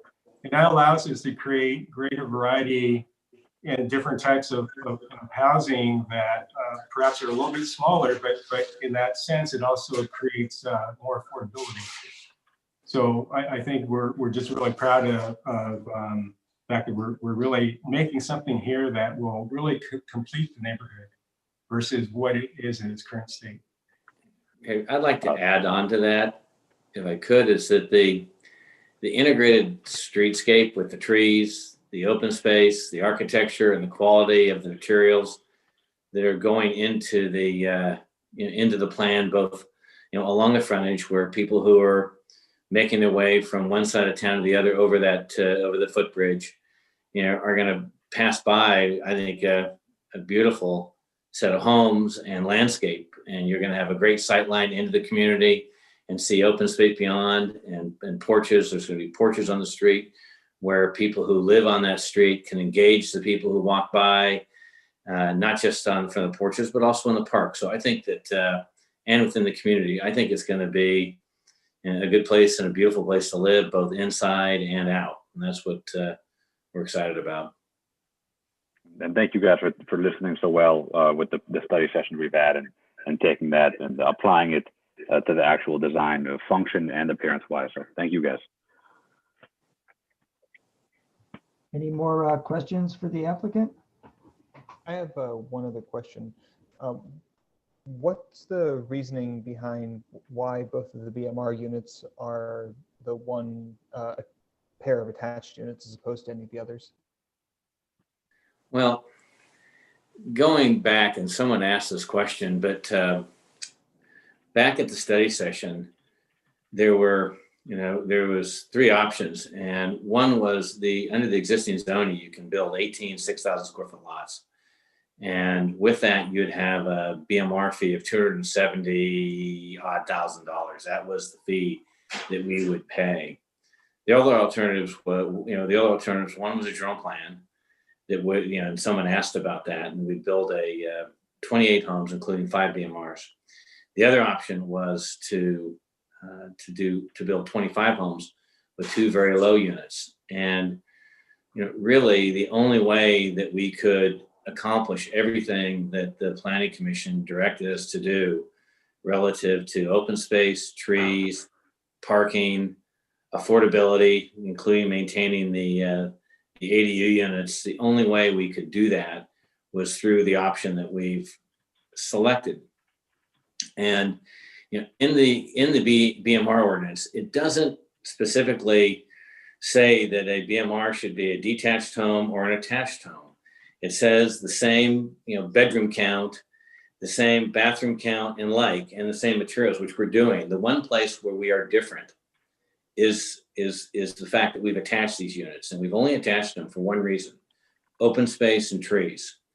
And in the BMR program, whether it's a 4-bedroom condominium, a 4-bedroom townhouse, a 4-bedroom duet, a 4-bedroom home on a 5,000 square foot lot, they're all going to be, the revenue side is the same, $186,000.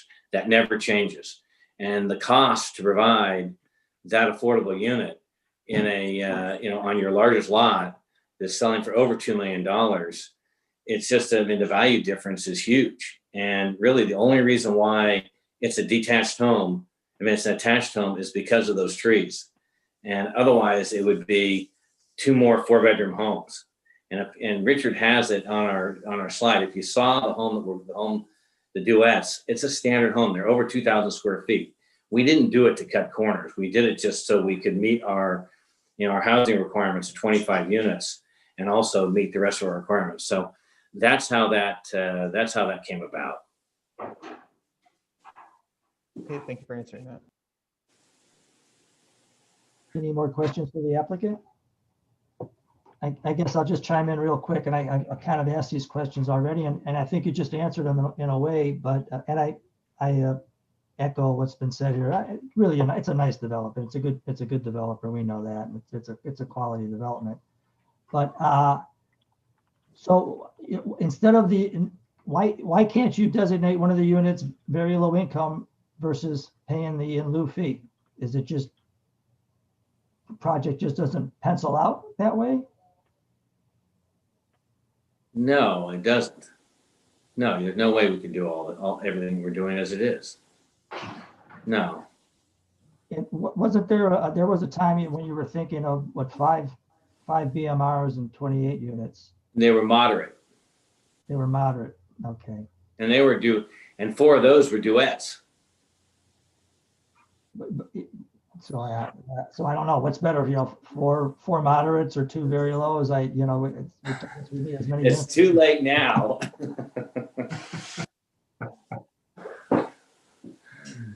Any more questions for the applicant?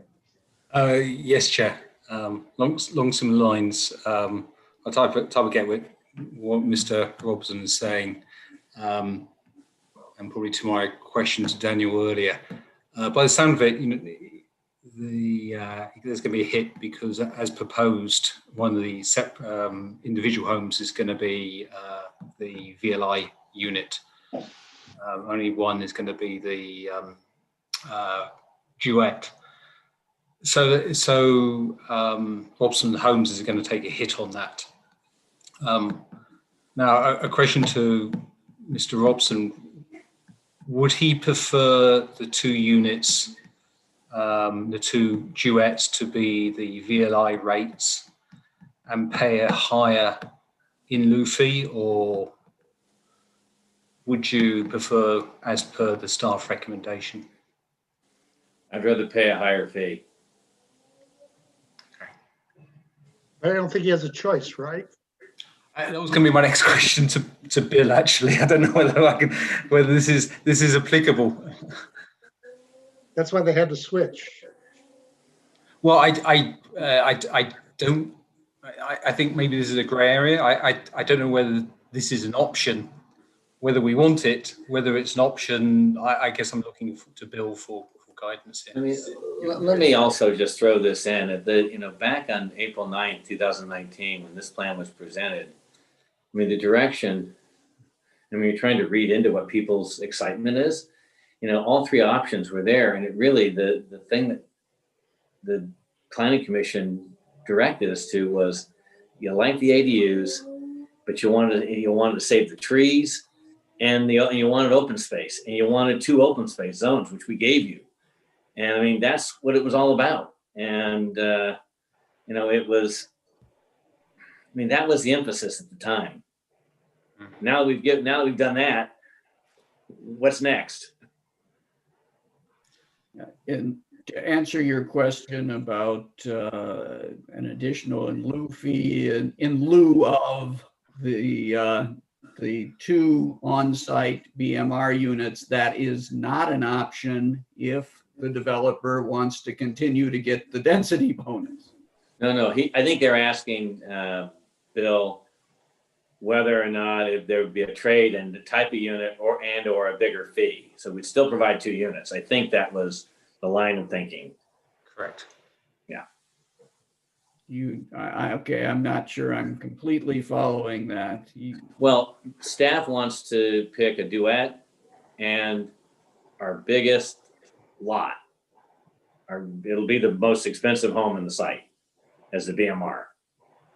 And we are asking for the 2 duets and $100,000 fee. But Commissioner Chang is asking, or someone asked, I may have it wrong. Yeah, no, that's correct. Is there a compromise? Yeah, is there a compromise? Yeah. That's what you were asking. And the answer is, yeah, I'd rather pay a higher fee. Yeah, and under the way the law currently reads is they are obligated to provide BMR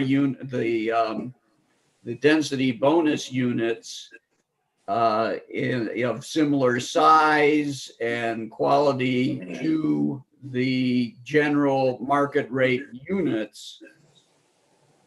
So there would be a question there whether, in fact, under the law, they actually can pay money to get out of that requirement. There is nothing in the law that specifically allows that.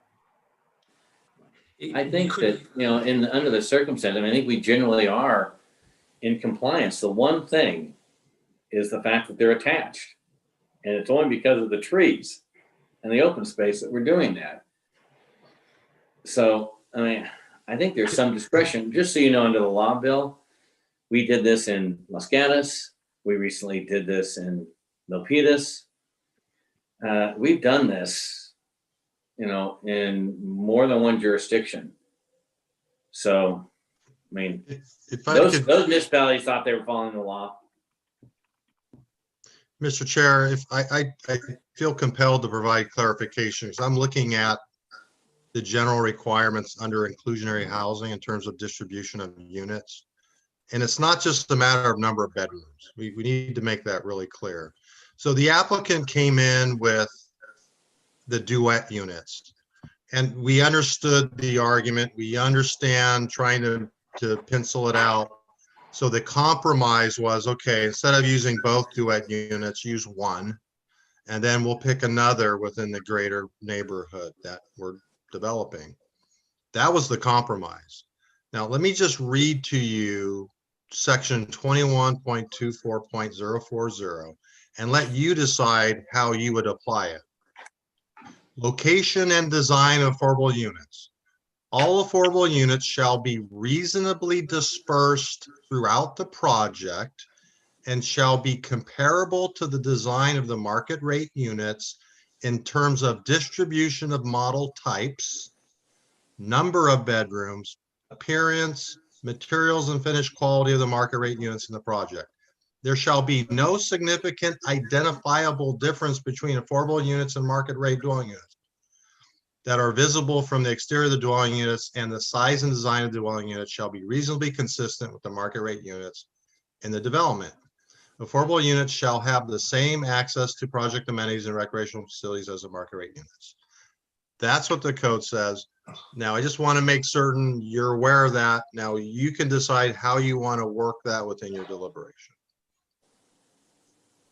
So if I can drop in here, it sounds like what's going on here is that if we had not asked them to save extra trees, all of these units would be detached, and picking any two of them would be compliant with this requirement, and also would. We lost your Commissioner Bookbinder, lost your audio. Lost your audio. Can't hear you.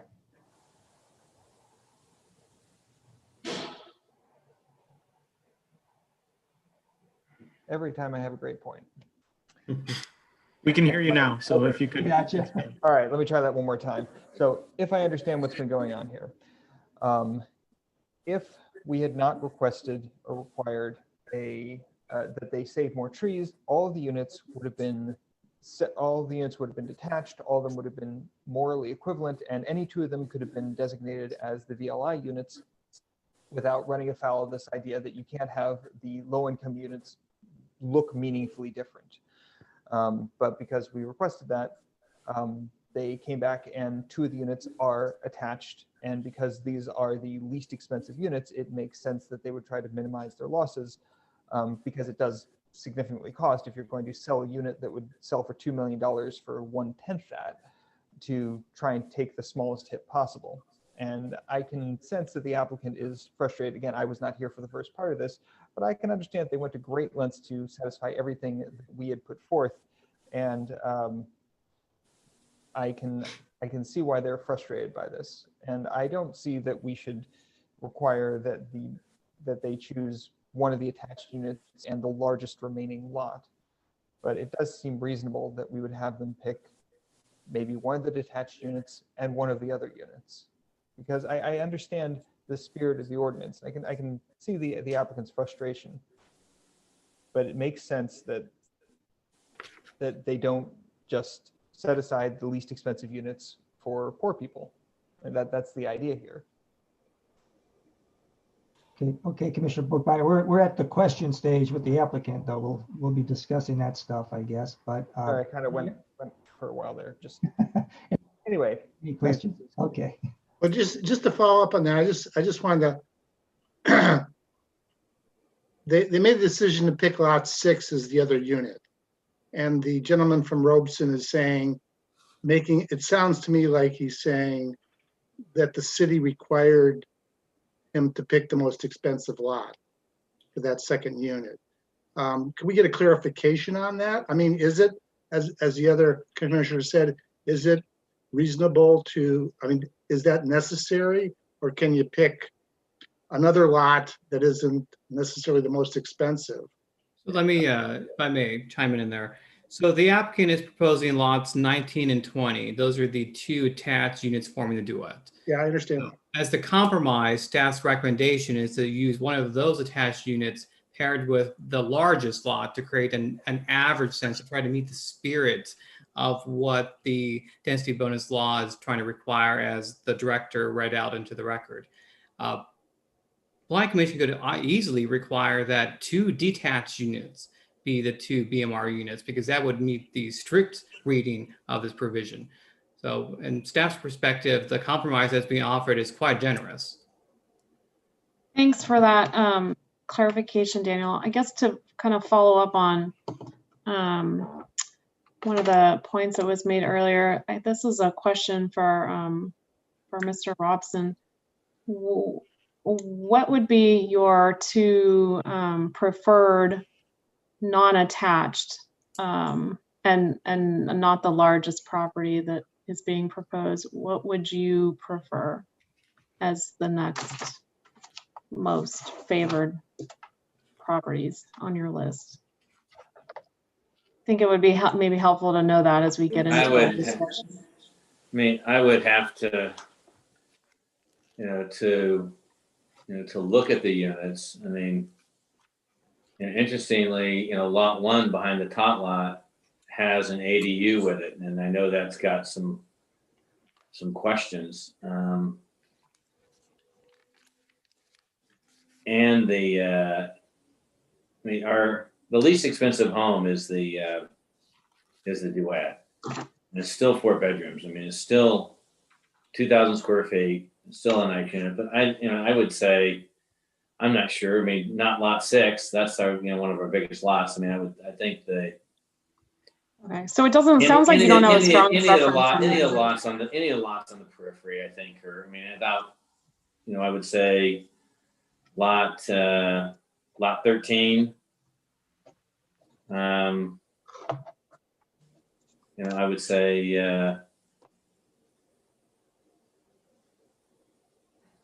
I don't know, lot 5 or lot 9, one of those on the periphery. Okay. I'd rather not give up one of the units to an ADU in the central part of it, if I could. Staff talks about that in the report. Staff, to clarify, your recommendation for that condition is something that can be rejected by our recommendation to City Council, and City Council can reject that condition of approval, correct? Correct. Okay, thank you. Any more questions for the applicant, anybody? If not, I don't know if there are anybody else wish to speak on item number 3. Anybody out there? Yes, I would. Yes, please, Mr. Greg Bennett, I guess. Yes, thank you. Good evening, Chair Cray and Planning Commissioners. My name is Greg Bennett, and my house is labeled Lands of Bennett Lot 7. It's adjacent to the proposed project. It's adjacent to lots 5 and 6. I submitted a letter to you expressing my concerns with the significant grade differential being proposed along my property line, including some of the concerns being the large amounts of fill up against the property line, the height of the good neighbor fence that will be required given that grade differential, and then the host of sort of potential drainage and maintenance issues associated with that kind of development interface. I'm requesting, as I did in my letter, that you please direct the applicant to work with me on some sort of mutually agreed upon solution to solve that differential issue. It is significant, and it's a significant impact to my home and to my property. Thank you very much. Thank you, Mr. Benet. Appreciate it. Mr. Benet, do you have any specific recommendations for what you'd like to see the applicant work on you with? It's a good question. I think there, namely, would be lowering the grade. I mean, I think earlier in the presentation, there was talked about an average of 3.5 feet. If I look at the grading and drainage plan, it looks to me that it's as much as 4.5 feet in some places, and then you've got a fence on top of that. So it's a condition of a 10+ foot fence along the 95-foot property line. It's a significant interface impact. So it's a combination of both the lowering of the grade somewhat, and then some different design considerations that I have been in discussions with the developer on. I think there's some ideas that they have that could be worked through that could solve that. Have you gotten the feeling, Mr. Bennett, that the applicant has not been easy to work with when you spoke with him? No, I think actually the opposite. I think and instead of writing a letter or getting involved directly early on in the process, I've had a dialogue with both the team. I think that's been a good dialogue. My understanding through that discussion throughout the process is that the grade differential would be as much as 3 feet. And that was as recent as last week. And then, you know, as of yesterday, the discussion was it could be 4.5 feet, which is what prompted me to write the letter. I felt like it was a big enough difference and a big enough concern that it should be addressed. Thank you. Thank you, Mr. Benet. We'll be discussing this. Any other speakers on item number 3? Nobody else out there? Looks like it's all applicant people. Okay, so we'll at this point we'll close the public hearing, and we'll bring it back to the commission for discussion. Who wants to start us off? I'll happily start us off here. So, and just to confirm, audio is good, right? Awesome, great. So I mean, I love that we have some great dialogue and a track record of working with the developer on our study session, and then them coming back with what they have presented here. I think some of the highlights for me that are great things to offer for the community are the ADUs on so many units. This is exactly what the community needs. I think that the developer is very forward thinking in providing that for the future homeowners, because that's something that we all have addressed. Commissioner Bookbinder specifically wants to talk about ADUs frequently, and for a very good reason. We need that, and we need developers to look at how to maximize the number of units that they can offer to the community. So I think I'm giving my hat off to the developer for doing that. Obviously, they have a great track record. When you look at the website, they're very professional. It appears to be very well done. The plans incorporating pretty much everything that we're asking them to do. I do find it regarding the below market rating situation to be something where I'm much more in line with Commissioner Bookbinder's comment. I'd love to keep both of those attached units as the BMR units. There could be maybe a little bit of bias, considering that I'm a homeowner and I bought a home in Campbell that, you know, was 1,100 square feet and it cost me over 1.5 million. This is my specific situation. Everyone's different, but when you start to look at a single family home on a lot that's going to be, you know, double, triple that size, it's offered at maybe, again, maybe 10 to 15% of the cost of the regular house. That becomes a bit of a frustrating point here, and not just for maybe the other community members, but also for the developer who has to, again, try to take that loss. So I find that a frustrating point. I'd love to keep that BMR as a duet, and because they have done so much to keep in line with what we're asking them to do, the ADUs, the open area, the park that's going to be accessible to the public, and then of course we cannot forget, as Daniel specifically noted out for us, another $65,000 in some money that's going to go to the surrounding areas. So not just that development specifically, the ADA ramps, the bike lanes. I think this is fantastic. This is what these developers do. And I like to point that out only because many people don't realize that these developers are the ones that build our cities, not just the houses, but the streets, but the accessible areas, the bike paths.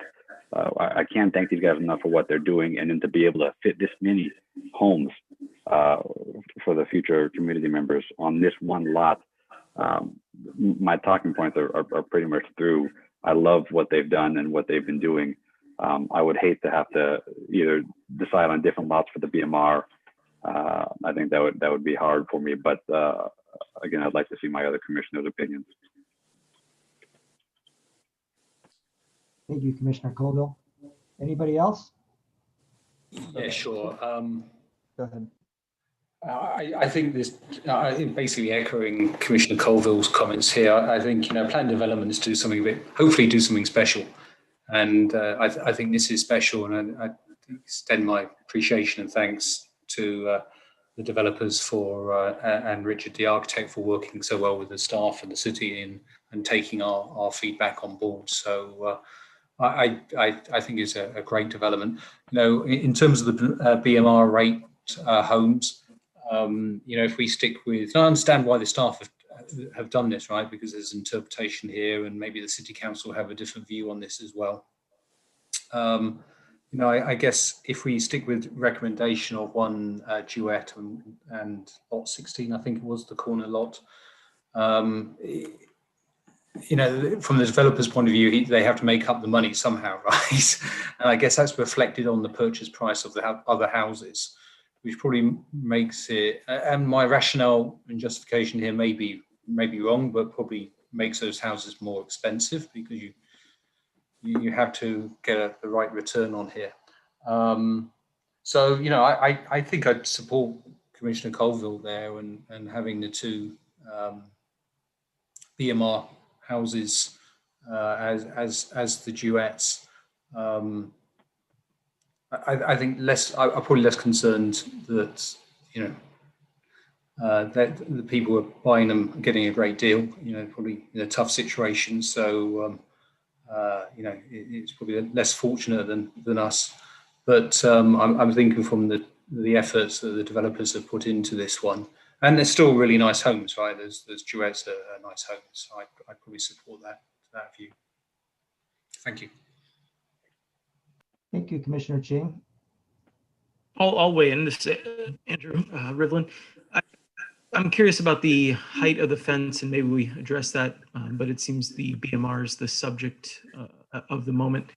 I really do appreciate the open space. I think Robeson has gone above and beyond. If you look at that central court, they could have easily slapped in another unit 21 there, which would be. Yes.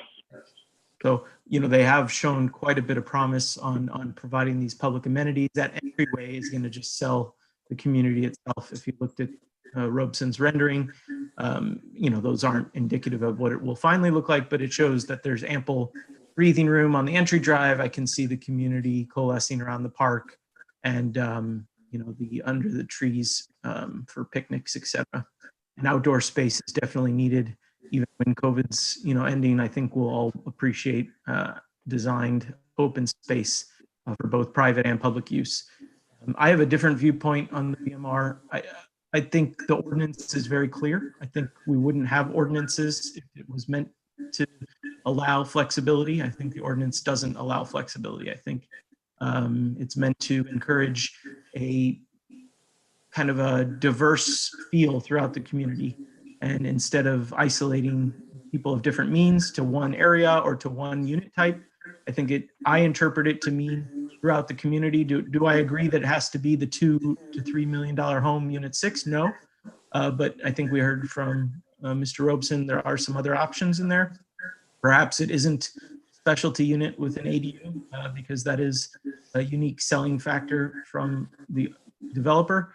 And the developer has created really rich communities in Campbell and other local, you know, cities, but I don't feel that 2 units should be singled out. I would actually urge the developer, and I know they're budget and time constraint and want to get this approved, but I would urge them to go back and redesign 19 and 20 to be detached units. You know, if one is a BMR, are they really going to sell them as attached units anyway? I follow the path that this was done as a cost savings measure.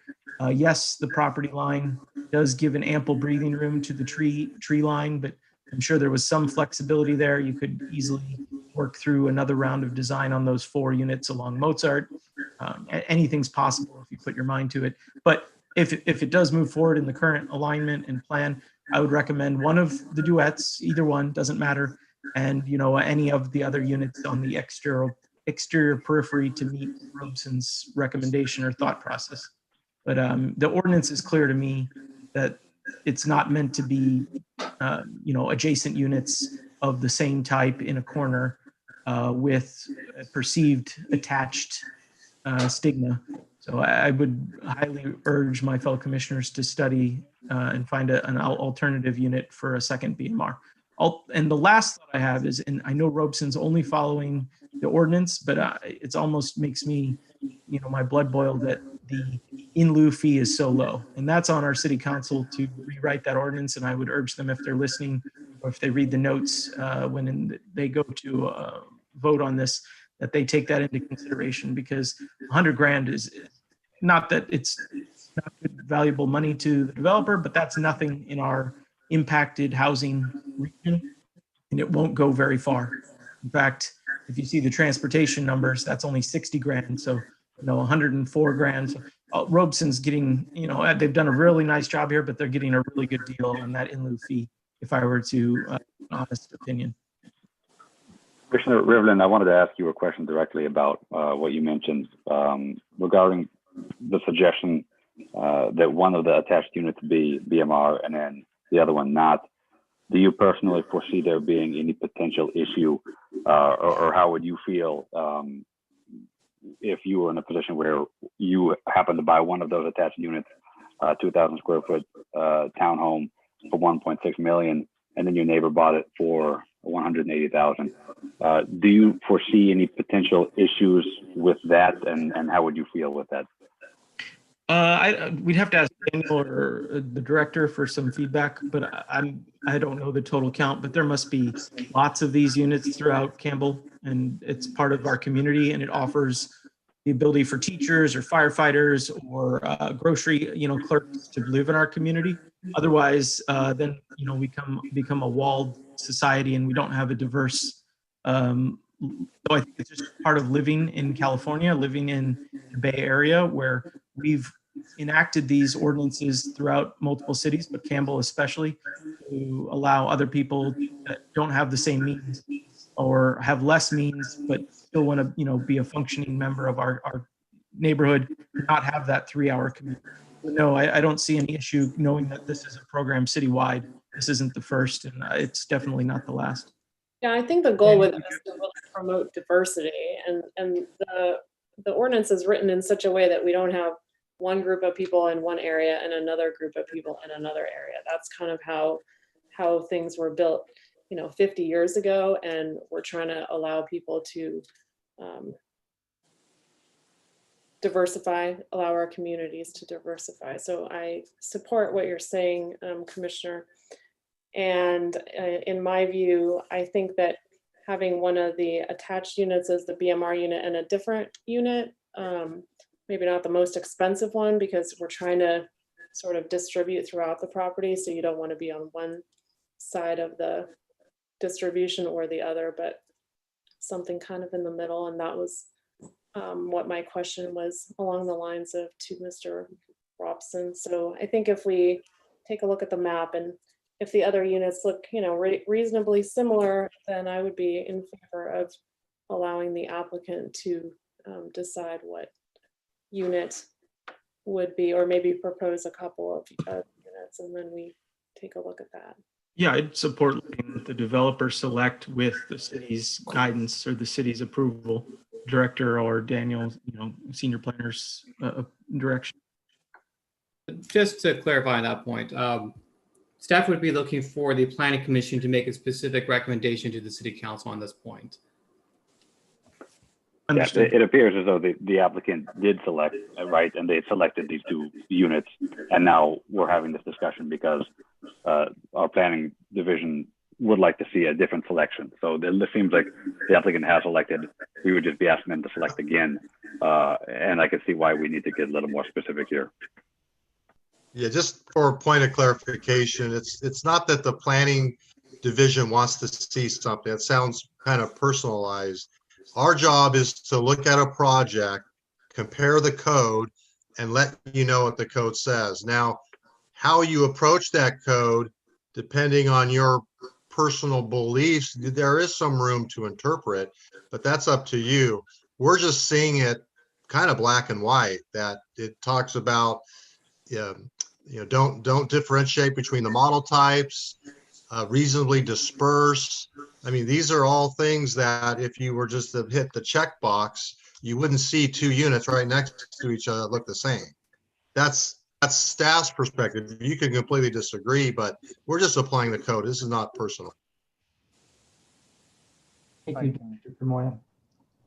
If I can jump in here. You're Commissioner Bittbinder. So where I'm at on this is that I say this a lot, but we need more homes, we need ADUs, we need BMR units. This is exactly what the density bonus is for, and I am very, very keen on this going through.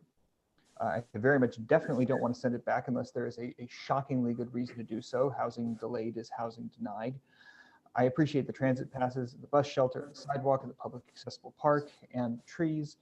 And I really empathize with feeling like the developer feeling like they're being black flagged on the last lap after jumping through so many hoops, which we really did send them through a lot of them. The fact is we didn't write these laws and they're not really subjective. I personally grew up in a duplex. Fun fact, I have actually lived in every form of housing except a single family detached home over my life. I don't see a problem with one of the BMR units being attached and the other being any detached unit. In that case, they would both be similar to an existing unsubsidized unit. This isn't supposed to be punitive. I don't see any reason to select the most expensive unit in order to make a point. The idea behind the state's ordinance seems to be that you shouldn't be able to look at the development and think, that's where the poor people live. And this would succeed in doing that if we just said at most one of your BMR units can be in that attached set. Also, I very much agree about the in lieu fee with Commissioner Rivlin about the in lieu fee being it's not a lined up incentive, and it's definitely going on my list of things to chat about council with come January when we get to talk to them. But that's where I'm at. I would support saying the requirement that at most one of the BMR units can be in the duet, but picking the other one is entirely up to them. And I very much would like to see this project go through today. That's where I'm at. Thank you, Commissioner Bookbinder. Anybody else? I guess I'll give my two. It looks like for what we've got, I think that we're all pretty much in agreement on almost everything, that it's a pretty good project, really a good project. I don't know about that, the fence on the Beethoven side. It sounds like Daniel tried to address that in his staff report. So I don't know if that's going to be a big issue, and I don't know what to say. It sounds like there's drainage issues, and I don't know if that wall can be shortened per se, but I think, the issue for me, the only issue really is the BMR stuff. And, I know we talked about this in April 2019. It's 18 months ago. Believe me, every planning commissioner 18 months from now will know a lot more than they know now. Your things change, and my feeling is everybody's kind of said it. A lot of people have said it, but I'm definitely, if we could, Campbell doesn't have many spots that are this big where we can put in the units, and the desperate need for housing in general, of course, but the need is definitely more desperate for BMR. We in every city are far behind what we need to be. If I could, I would hold the developer to the fire and force the third unit rather than the in lieu fee, because that 104,000 is definitely ridiculously low. We know that. So they're getting a break there. So according to what we said here, I think, let's just designate one of the duets as BMR and one of the others. It does not, I don't know if it was staff's intention to pick the most expensive lot as the other one. I don't know why they designated that one per se, but I think any of the other lots, 5, I think Mr. Robeson said whatever would be fine with me.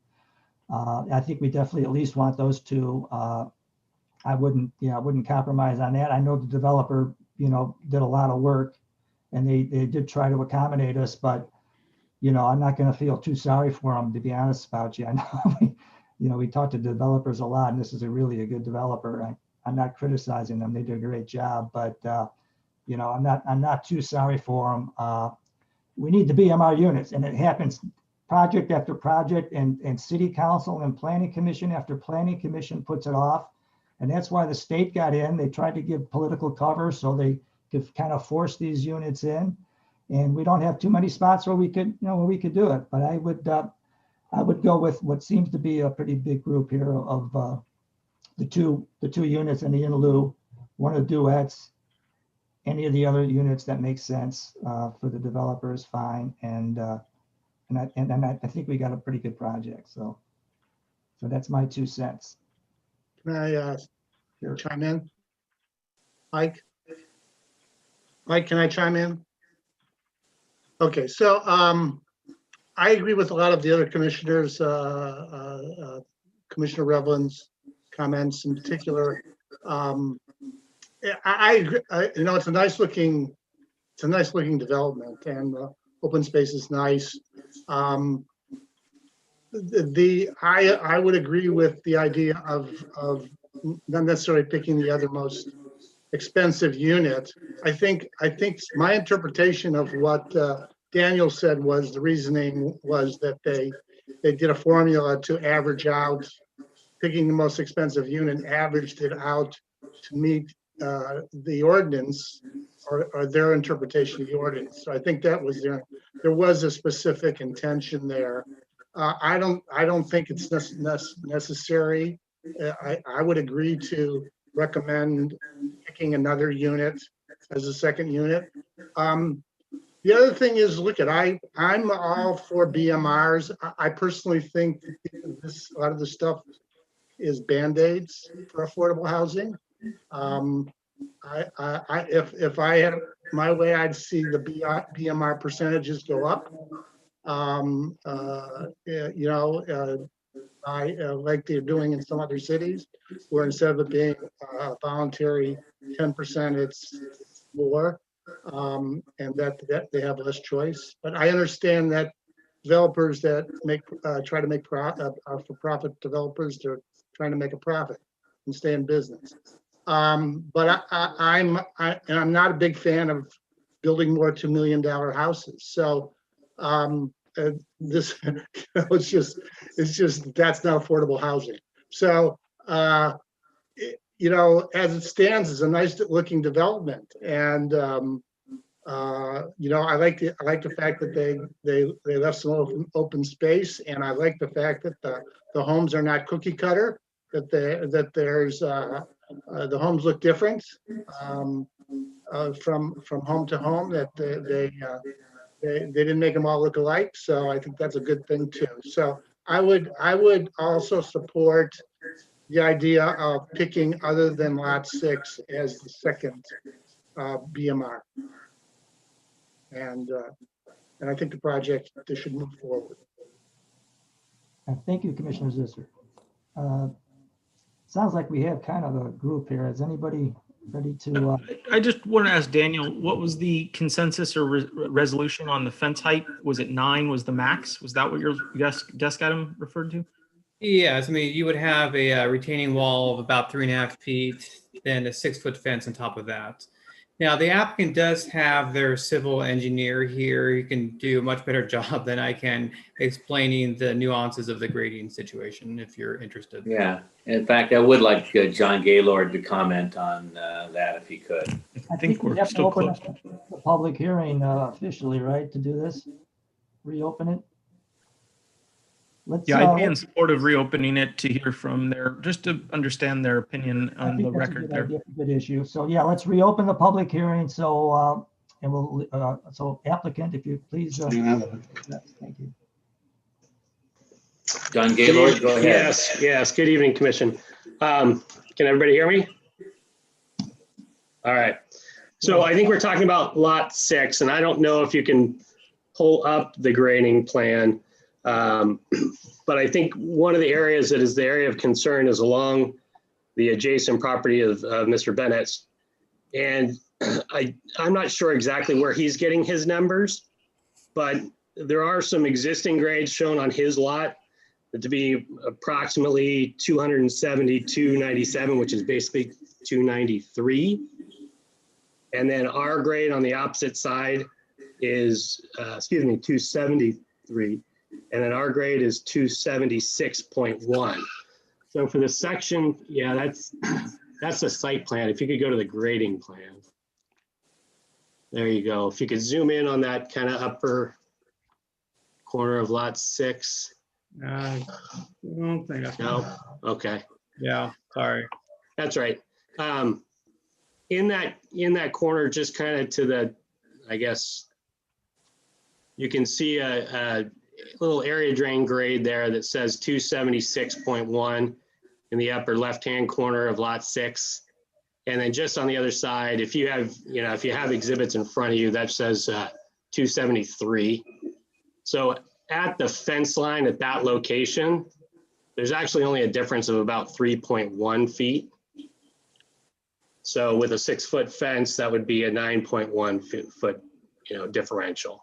Then as you progress towards the rear of the lot, that actually goes down once you go to that. There's kind of a line there that represents a retaining wall, and then that actually goes down to the existing ground around the oak tree. So the ground around the oak tree will not be filled at all. So it's really that front part that will be filled. And, as you can see from the grades, it's only about 3.1 feet at that location. And then there's a deck in the rear corner of the lot that doesn't go all the way to the edge of the fence. There's still a little buffer there. And I'm not exactly sure how that area is going to be treated. And there might be some potential flexibility in that deck height, because it will not be, the ground will not be filled under that deck either to maintain that tree. So I think the concerns of having something that looked like a 12-foot wall in the letter, that's probably not accurate. And I think there's probably methods of softening that edge even further.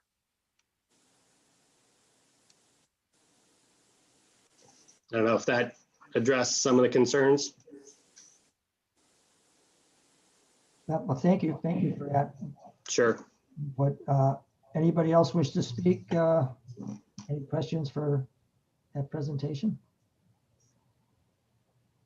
Well, let's, at this point now, let's close the public hearing that we reopened, bring it back to the commission, and who wants to maybe try a motion, or? I'd like to try a motion. Sure, Commissioner Colville. I'd like to make a motion adopting a resolution recommending the City Council adopt a mitigated negative declaration. This is on PLN 2019-148. Also, the City Council adopt an ordinance approving a zoning map amendment, the adoption of an ordinance approving a planned development permit with density bonus, and they improve a tentative vesting subdivision map, and that the City Council also approve a tree removal permit. I would like the condition of approval regarding the BMR units, that one BMR unit be one of the attached units, and that one BMR unit be one of the detached units. Both of those units could be at the applicant's choice for those BMR units, but one would have to be attached and one would be detached. That would be the recommendation in this motion that I'm having us recommend to City Council when they see this. I'll second the motion. Before we vote, There was 5 items. Did we get them all? Commissioner Cray, or my only comment before we vote was, did Senior Planner Fama, did you say we had to select the actual, you're open to leaving it to Robeson as long as it's not 2 duets? That would be staff's preference, is a clear selection from the Planning Commission to the City Council. In our experience in the past, it's often challenging to deal with these matters after approval. It's much clearer for the approval documents to specifically call out the exact units. But I think one of the suggestions was 13, so that's fine. Can I jump in and suggest? Public hearing's closed. Well, we have to hold you off there. Can I make a suggestion as an amendment?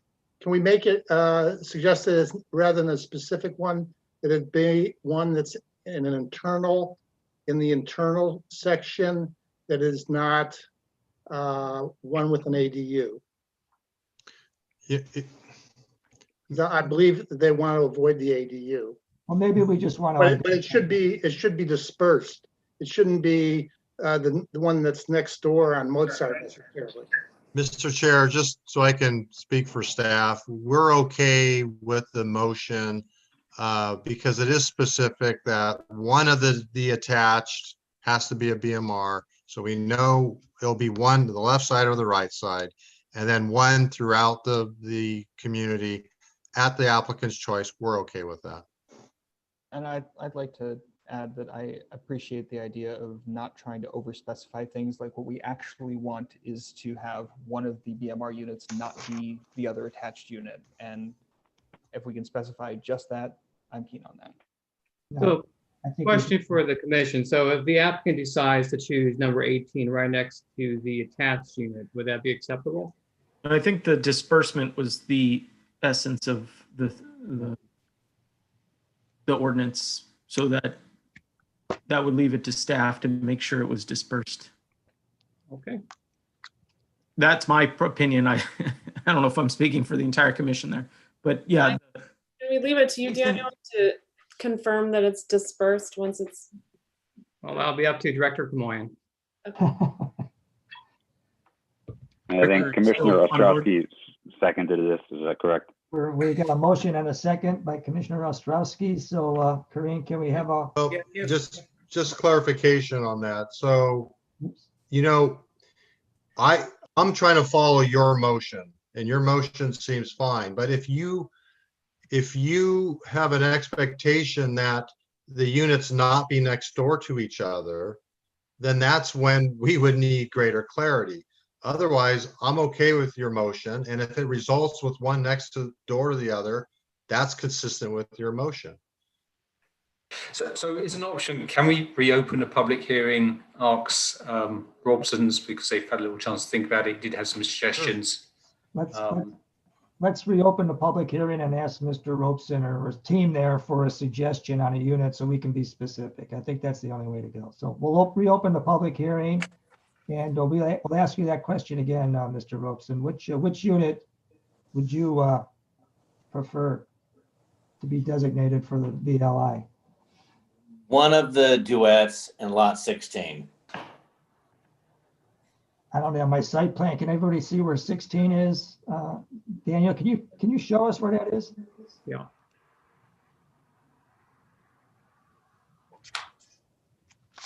That's the east side of the subdivision.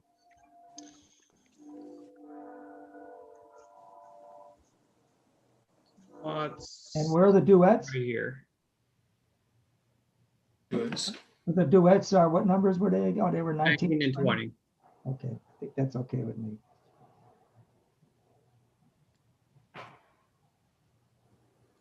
That's fine with me. I'm happy with that. Yeah, I think we need to close the public hearing again. Okay, well, let's close the public hearing. If there's anybody that wants to speak, anybody wants to speak? No, then we'll close the hearing, come back to commission. We got the, well, now we got to amend the motion, I think. Well, I think the city attorney wanted to say something. I'd like to hear his piece before. Go ahead.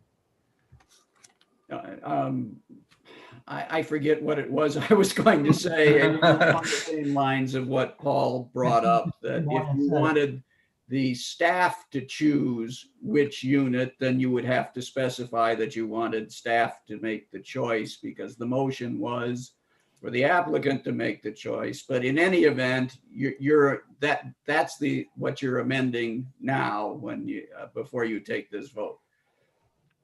And the city attorney, would you prefer me to remake the motion or amend the motion? Well, yeah, you need you need concurrence from the seconder of the motion. Otherwise, somebody's going to have to make a motion to amend what's currently on the table. Feel free. Amend the motion. You just amended it. Yeah, that's fine. Okay, so to clarify, the motion has the contingency or condition of approval for lot 16 to be used as one of the BMR units, and then the other one would be the attached unit at the applicant's choice for the other BMR unit. And that would be the amendment we're making, and it seems Commissioner Ostrowski has approved of that amendment. Is that correct? That's correct. Okay, I think we're good on the motion then, Corinne. You got that? Ready? Yes, please. Commissioner Bookbinder. Aye. Commissioner Chen. Aye. Aye. It's good enough. Commissioner Colville. Aye. Rivlin. Aye. Commissioner Zisser. Aye. Vice Chair Ostrowski. Aye. Mayor Cray. Aye. Unanimous Well, vote. good. That motion passes unanimously. is tentatively scheduled for the city council meeting of November 17th. And congratulations to the applicant and good luck. And it looks like a good. Thank you all. Thank you. Thank you. Thank you, guys. Before we start our last, let's take a 5-minute break. So synchronize your watches, 5 minutes, and we'll return for our last item. Thanks, everyone. Thanks, Daniel. Thanks, Paul. See you, Richard. See you, Mark. Sam. Bye.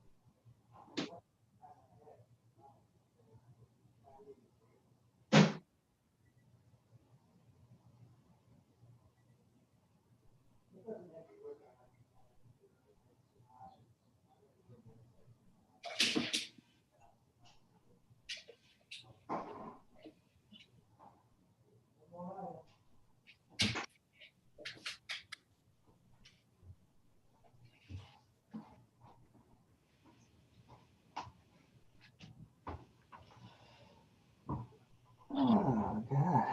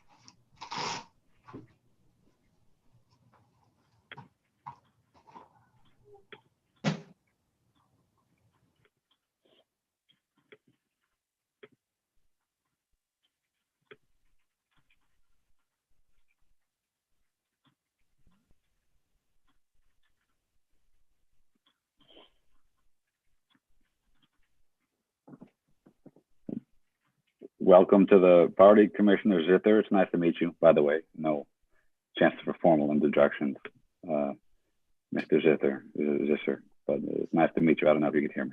Oh, yeah, nice to meet you too. I know you came in late. So. Hopefully we'll one of these days actually get to meet. The meetings are really fun in person. I definitely miss that aspect. Well, you know, I was on the Civic Improvement Commission for 8 years, so I enjoyed going into the chambers and sitting in the chairs. Definitely Just not on the hottest day of the summer. We dodged a bullet on that 110-degree Tuesday.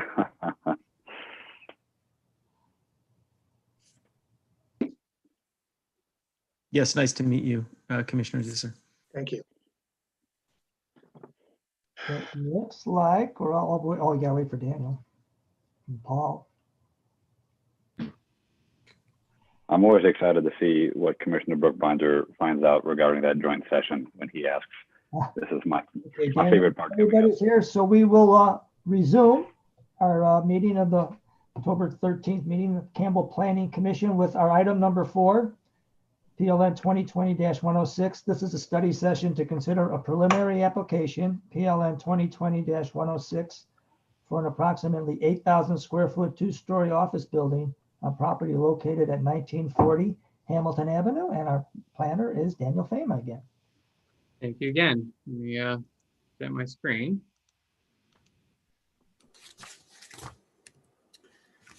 Okay, so this is a preliminary application for a property located at 1940 Hamilton Avenue. Preliminary application review through a study session is really to identify potential issues for the applicant to consider so that when they submit a formal development application, they can avoid potential pitfalls. This is a 20,000 square foot property located on Hamilton Avenue between Lee and Phantom. It's currently developed with a folk Victorian style structure constructed circa 1890 that was converted to a professional office in 2013. As noted in your staff report, the building, based on the applicant's historic analysis, which was peer reviewed by the city's consulting architect, the building does not satisfy local or state criteria as an historic resource, even though it does clearly look quite old and historic. The property is located, is adjacent to a church to the west and duplexes to the east, and is currently zoned in the PO Professional Office Zoning District. The proposal would redevelop the site with a approximately 8,000 square foot 2-story office building in a modern architectural style. Planning Commission is aware the city does not have commercial design guidelines there, so there is a lot of flexibility and subjectivity in terms of design appropriateness. However, the general plan does provide some broad language in terms of encouraging creative design and high quality materials. But in this particular case, in terms of the appropriateness of the design, the commission should bear in context the built environment. While there is not an expectation that new buildings replicate what's next to them, they should at least strive to fit in. And regardless of one's perspective of the design, that's a key consideration. The preliminary plans provide 2 site plan layouts. Option 1 uses vertical car lifts. Option 2 uses tandem parking spaces. Both options also incorporate some aspect of tandem motorcycle parking that you see in the bottom right-hand corner. These options do present some logistical issues just in terms of the tandem parking or the lifts, which are effectively a type of tandem parking, just vertical. The city has never approved tandem parking in commercial situations simply because of the logistics involved of requiring employees to navigate their vehicles in and out. The concern being that if parking is so inconvenient, that employees will simply park in the adjacent neighborhood. And that's something that the general plan and zoning code both discourage. However, hopefully to some degree, some of this may be moot if the property owner is able to secure some sort of relationship with the church. They are in ongoing discussions. Adjacent to the property, you actually see this driveway here belongs to the church and actually wraps around the applicant's project site. So if they're able to secure an agreement, they would have secondary point of access to these parking spaces, and this type of arrangement may not be necessary. These two site plan options also illustrate two potential design configurations to the project. The option one here does have an entry facing the parking lot, but it also has a very expansive plaza and public entrance that faces the public sidewalk in a manner that generally is consistent with the general plan's guidance for buildings to have a strong street interface and to encourage pedestrian connectivity. In comparison, the option 2 site plan doesn't have any of that type of connection and simply just has an entrance at the rear and no particular public interface at the front. Both options also incorporate driveways that have been pushed all the way to the right side as viewed from this perspective. This does have to do with general plan guidance to try to provide some spacing between existing driveways. Again, the driveway that you see on the left is an existing driveway that belongs to the church. However, by pushing the driveway all the way to the right, it does place the driveway up against the duplex properties that are located adjacent to the site. Staff did identify a couple of options to address parking if some sort of agreement with the church cannot be secured. There are subterranean parking lifts that could be deployed, I imagine at a substantially higher cost. Those types of lifts would allow for an easier in and out for vehicles so that logistical issues could be reduced, but not entirely eliminated. There could also be some manner of design modifications to the building, such as allowing a portion of the building to cantilever over the ground floor so you could have parking spaces tucked into it. Hopefully there is a design solution since both of these options do present, again, some logistical challenges. The project would also result in the removal of numerous trees on the property. As the Commission, of course, is aware, the city does have a tree preservation ordinance which tries to maximize preservation of trees where possible, particularly those that are of a higher quality. Because a brand new building would be built on the side, there's usually some ability to work around trees where possible, and that would be something that staff generally does encourage. In terms of potential privacy impacts, the project does incorporate a rooftop deck, which is clearly a nice amenity with a lot of seating up on top that would allow employees to work in an outdoor environment. But with duplex residences next door, that could present some potential privacy and noise concerns. So these are just some questions that are posed to the Commission just to help guide your conversation. This type of hearing is intended to be a positive dialogue to work with the applicant and neighbors and to help guide that formal submittal. There is no expectation, however, that your comments are set in stone. We're just trying to get a good flavor of where this project should go. And with that, I will take any questions that you may have. I was curious, is parking allowed right in front of the property there, or do they have to go walk around to the side streets? In Hamilton, there's no parking. Yeah.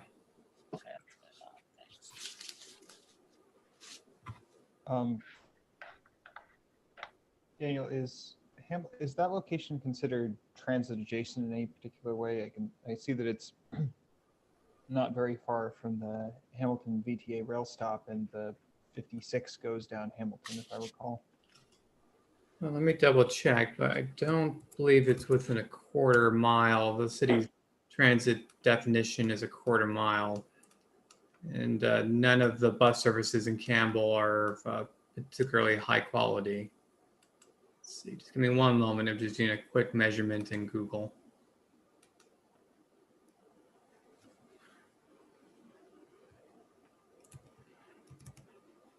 I was wrong about what this was. Yeah, it's past Lee. So yeah, it's a yeah, it's 3/4 mile. Yeah, 0.85 miles, so less than a mile, more than 3/4 of a mile away from the Hamilton Light Rail Station. And Daniel, this maybe I assume the developer is going to be talking, so maybe a question for him. Do we know if this building is going to have showers and changing facilities for people biking into work? It might, if I'm recalling, Cal Green, the California Green Building Code does require some provision of long-term bicycle storage, and I believe showers, but I'm not 100% sure. And can you just review briefly why the existing home isn't considered a historic home? If I recall, it's been a while since I've read that report, but that number of alterations have been made to the structure such that its original characteristics are not sufficient enough for it to be still historic quality. Though the things noted in the staff report, the church did express interest to take the building and relocate it onto their property for an administrative office. Could you repeat that? Could you repeat that? Does historical site commission review this at all? No, the property is not on our historic resource list. It had been listed on an informal list of potentially historic properties, which is why the applicant commissioned a pretty thorough historic analysis of the building. That historic analysis, again, was peer reviewed by the city's consulting architect, who is he's a expert in historic architecture. He actually served on the city's historic preservation board when he used to live in Campbell in the past. And he begrudgingly did agree with the consultant's findings that it's not historic. Those materials were provided to the board, though, as an informational item. But the board itself hasn't done work on studying it and providing a recommendation. No, and they wouldn't. The city council, in adopting the most recent historic preservation ordinance, it's fairly restrictive. To get onto the list requires a proactive request by the property owner. The city cannot simply add the property to a list anymore. Okay. Yeah, I that was a part that I read a lot about, and there's two major categories: structure of merit and landmark, and there's a number of criteria for each, and they rejected all of the criteria, whoever the independent consultant was. I'm not sure I totally agree with it. I mean, this was originally owned by somebody named Hamilton, which I assume is the Hamilton Avenue Hamiltons, who came here with the Campbells. They were amongst the first settlers locally, and it lists three other of these what they're called folk Victorian houses, and they mentioned three other addresses in Campbell. They don't mention whether those are historical sites or not. Do you know whether those three other addresses in Campbell that are similar to this are historical sites? I'm afraid I don't know. Okay. That would be interesting to know because they specifically listed those sites. And they're mostly in the downtown area. I'm personally, you know, I went and visited the site, and I was a little saddened because it's such a cute little piece of property. It's a law office right now, I guess, but you know, it's just one of those things that you think you need to save. But it would be interesting to know whether or not, I mean, you know, the consultant was very clear on saying that it did not meet the criteria, explaining the whole history, but I wasn't totally convinced of that. The question, one question I have though is, well, I have a question is whether or not there would be a way for the city to consider preserving it. You're saying that somebody has to request it. And whether or not, and that's the only reason the board would look at it. So that kind of answers that question for me. I mean, I can expand on that just a little bit. So, I mean, this is the material that, again, was submitted by the applicant and peer reviewed by the city's consultant. That doesn't necessarily mean there isn't information out there that could support a different conclusion. a formal application would need to be reviewed by the Planning Commission. And as part of that, the Planning Commission needs to make a determination under CEQA that this would not have a significant impact.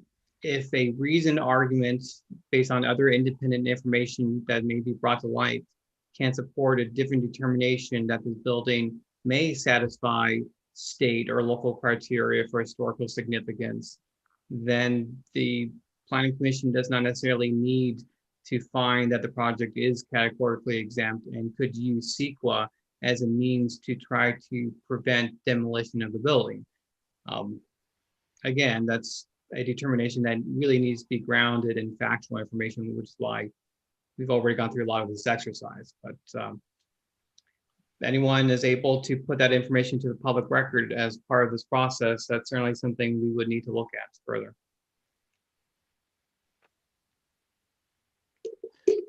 You know, Commissioner Zisser, it's not uncommon for cities to acquire older homes if they feel they can utilize them and program them for city functions. You know, the Ainsley's house, right? So that we acquired that in Saratoga next to their city hall in the historic orchard. They have a Queen Anne Victorian that they brought over and they use it for recreation services. So it's not infeasible.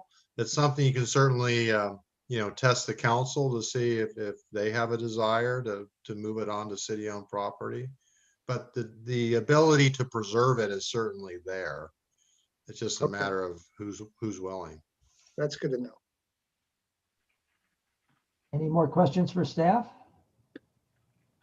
Should we open up the public hearing? I know Well, we have like these 4 or 5 things, right, that we're supposed to go over. Did you want us to go over, you know, design, layout, parking?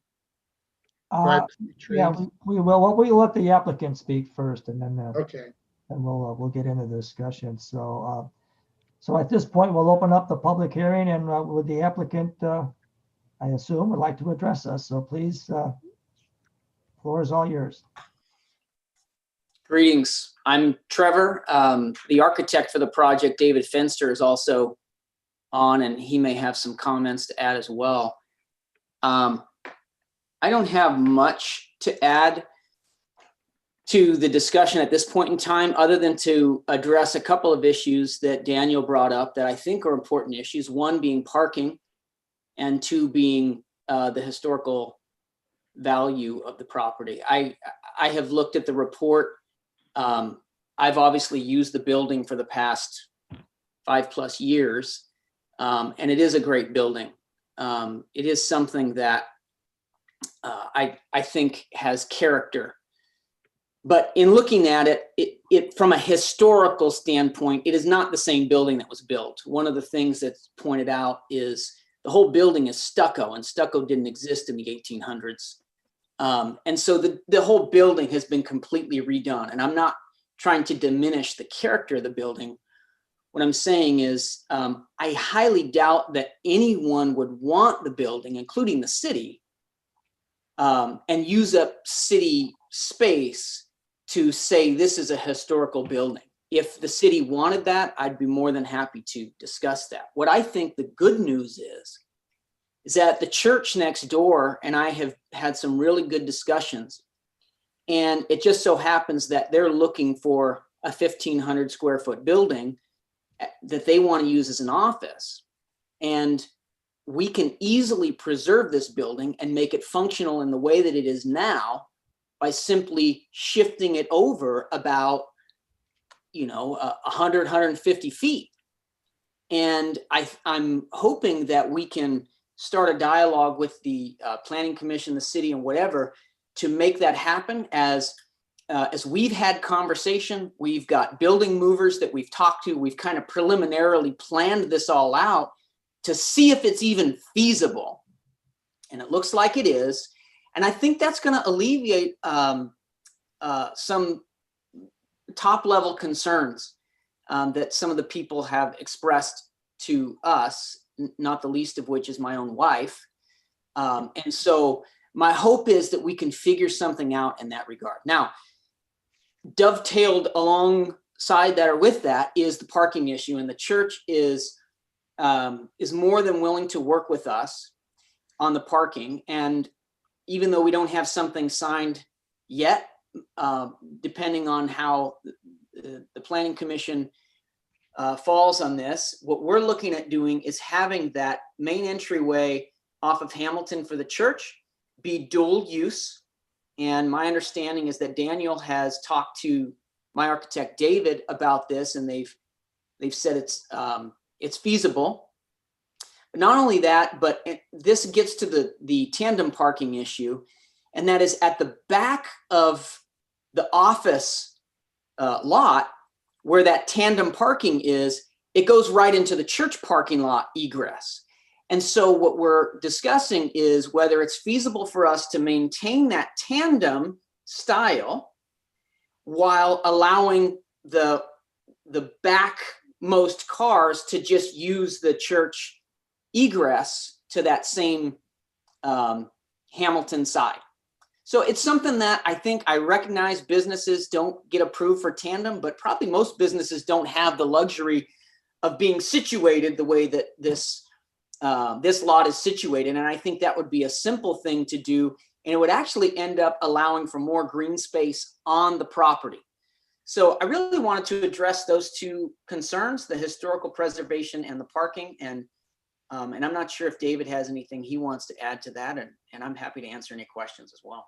Well, any questions for Mr. Zink? I have a quick question. So it sounds like you've had good discussions with the church, and that's probably going to go forward. But even if it didn't, I'm curious if you think, the tandem parking, do you think that a business would be able to make that work, with today's technology, or some sort of app that lets people kind of align their arrival and departure times so that they don't have to wait for each other? I mean, we kind of do that in different work environments where people are in, we park our electric vehicles, we have to go and get them at the right time. The app tells us that, we're kind of always communicating with each other along those lines. So that's actually an excellent point. And I can't speak for, 100% certainty with everyone, but in talking with on the real estate side of things, it does sound like some form of technology company is the type of company that would end up leasing this kind of space. And so I don't think it's out of the question that there can be a technology-based solution for the tandem parking. I appreciate that question. Yeah, and I apologize. This is David Fenster. I apologize. My video is just not working at the moment, so you're going to get my black name for the time being. There are many apps out there, as Vice Chair mentioned, that assist with the ability to deal with on-site parking. In addition, one of the things that obviously the size of the building allowed on the property and the parking requirement were two things that are somewhat challenging to get that all to work together. And so we were having to be extra creative about how the parking was handled. The parking, in our opinion, at least, and I'm sure I'm not the first person to say this, is a bit on the high side. And especially with a lot of the similar type projects that we're working on in this same vein, we're seeing a reduction in that parking, and that is twofold. One, because of things like ride sharing, Uber, Lyft, etc. There is public transportation that is near the building. And in order to get people to push that way, sometimes you have to start to pull back on providing so much parking in order to get people to use public transportation more freely. And just to dovetail that into an earlier question in regards to the showers, yes, we do have plans to put showers inside the building. And again, that is to encourage bike parking. We've got bike parking, which would be contained within the building for safety reasons for the bikes themselves. And so we have thought on multiple levels about how do we bring people to the building in a homogeneous way, in a way that's not only meeting current needs, but forward thinking about the building as a whole. It's not just, let's make sure we've got enough cars here. We want to be thinking, and this was the idea behind the option number one, was we want to dedicate more of the property to landscape and greenery and trees and something that creates a beautiful surrounding for the building itself, rather than having a building sitting on nothing but asphalt. And the approach to that was, how do we get that parking confined into its smallest footprint in order to be able to satisfy what's needed for the building to survive from a leasability standpoint, and also not overpark it. Thank you for that. I had a question about the design. Can you help us understand the kind of the function of the design that you have? I think it's a very nice modern design, and usually along with that is some interesting benefits to the people who are going to be using and enjoying the property and the space. There is, so we, a lot of things that we center the design around, and this one addresses that as well, is the sustainability of the building. Are we thinking about buildings in a way that's thinking about how we go about building buildings? And it's very base. We've started with what's called a cross-laminated timber design. And what that is the mass timber approach, thank you, Commissioner, that is really using the utmost engineering that's been put in place for mass timber design. So what you get is a building that combines a lot of the beautiful aesthetic and warmth that you get from woods, but it's using the latest in engineering technologies in order to marry the two of them together. So the expression of the building on the outside as well as the inside is one where you're seeing something analogous to a heavy timber, but it's just done in a much more modern way because it's using modern engineering. So the sustainability of the structure and the materials themselves not only create a beautiful environment, but you're really pushing the boundaries of things that are closer to net zero or carbon neutral. They're more locally harvested. You're really pushing the boundaries on the environmental approach to it. There have been a slew of buildings that have used this approach, mostly in Europe and on the western coast of the United States. They're just now being pushed to more high-rise buildings and being integrated into building code to be able to push the boundaries of what this material has the ability to do. With that, we've paired a series of different glass and frosted elements. So the building facade faces north, which means that there's not going to be a lot of light coming through that way. And one of the things that we strive a lot to do within the buildings that we create, and again, this one as well, is to bring a lot of natural light into the building. This eliminates the need for using, artificial lighting throughout the day. You get a beautiful glow that comes through there. And because of the orientation of the building, the south side, which is moving from the duplex across to the back of the church parking lot, then over to the church throughout the day, that light is going to pour into the building. So in a way that's not necessarily unusual, the back of the building becomes the front of the building for the people who work there. The front of the building still needs to address the street.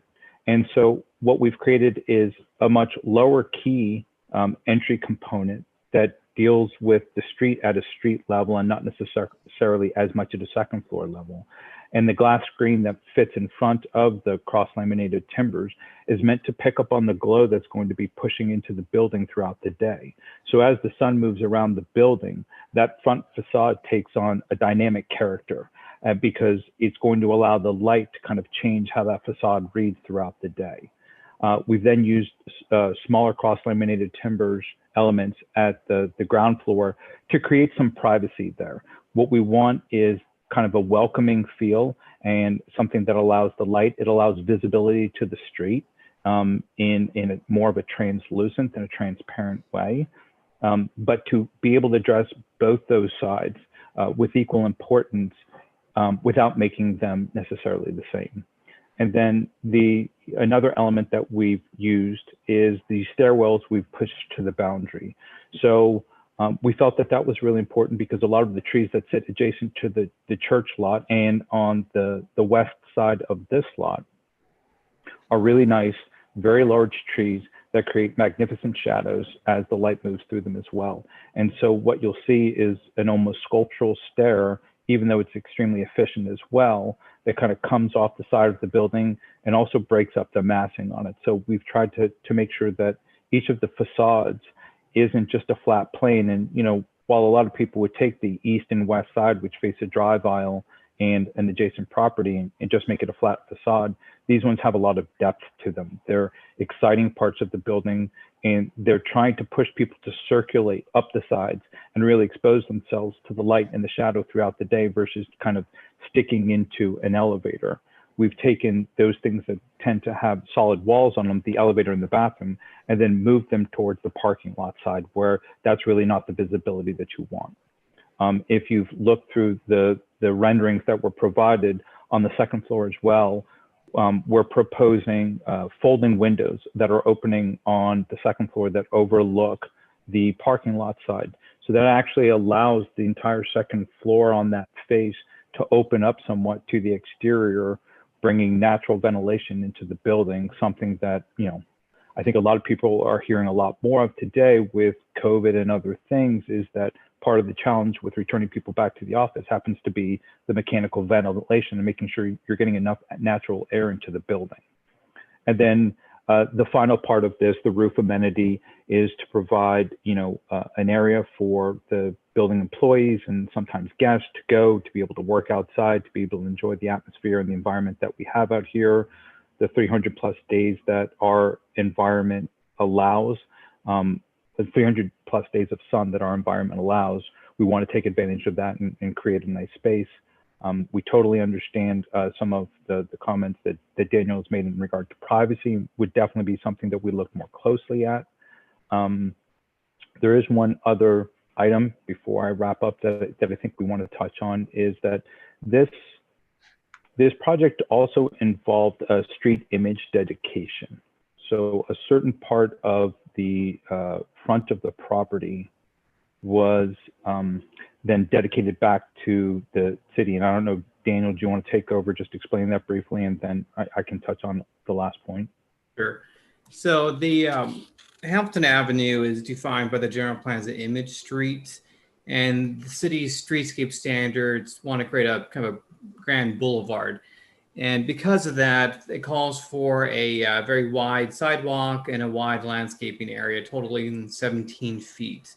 So in this particular scenario, I believe that they would need to effectively dedicate, and that means to give to the city additional land about 7 feet in depth across the front of the property.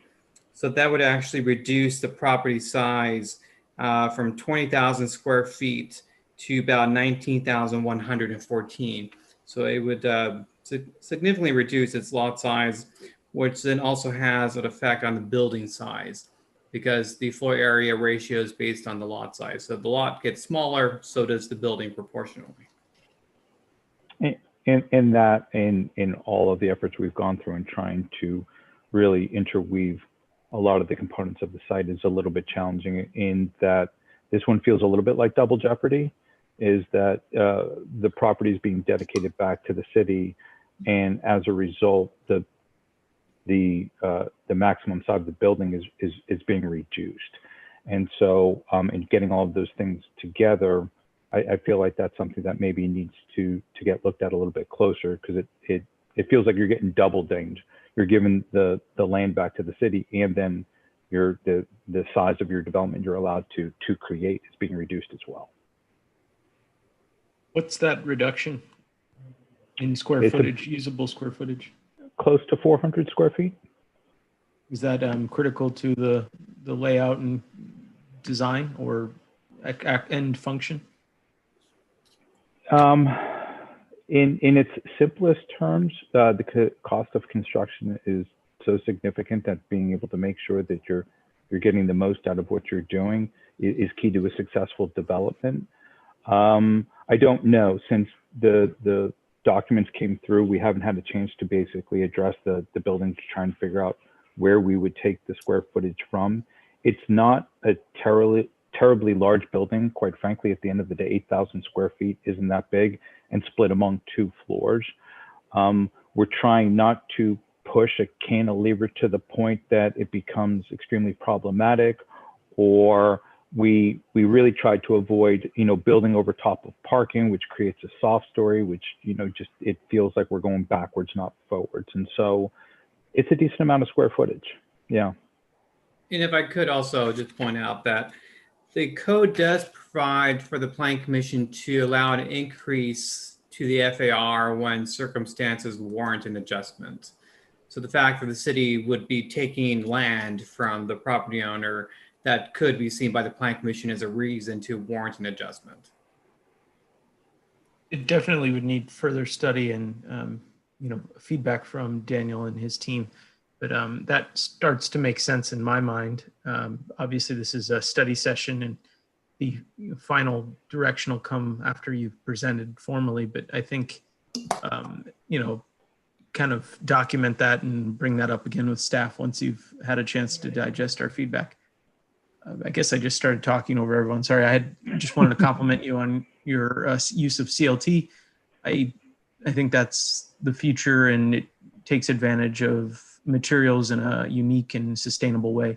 So I think you're onto something there, and it probably would be the first in Campbell. We had another project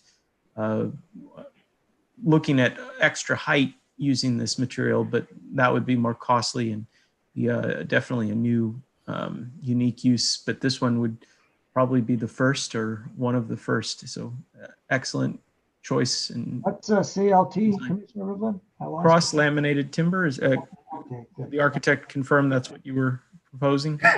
Correct. Great. So I think the view of the building definitely is interesting to me. It's a little different than Campbell's had before. I think we'll probably discuss that a little bit, but it's definitely interesting and would attract a tech client or a modern business, or perhaps the owner, Mr. Zink. You'll want to keep your law offices in there. So I had a question, if I may, if you finished, Commissioner. Yeah, of course. I'm sure I'll have more, but that's it. So, David, on the north side next to the church, there's a clump of 3 or 4 very mature and attractive trees. Am I right in thinking they would be removed? So the ones along the property west side that are adjacent to the church, I can't speak to specifically all of them, but there are a significant amount of trees along that side that we are attempting to keep. Okay. That would be good. Yeah, it'd be good to clarify that. I won't, that answers my question. I don't want to preempt discussion. So the ones that unfortunately were removed, and our intent is to, my personal opinion, you can't replace a tree. You can start over, but you can't replace something that's been around for a really long time. It's beautiful. So our intent was definitely try and keep as much as possible. Very hopeful that if we're able to find agreement with the church, and as Trevor spoke to, we reached out and spoke with a couple of building movers. They've been out to the site. It's actually a very active discussion.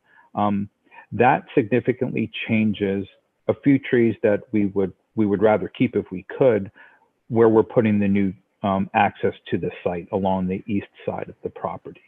So if we're able to get a joint access agreement with the church using their drive aisle off of Hamilton there, that allows us to change how the front of the building and the front of the landscaping reads as well, and likely results in a few more trees being saved as well.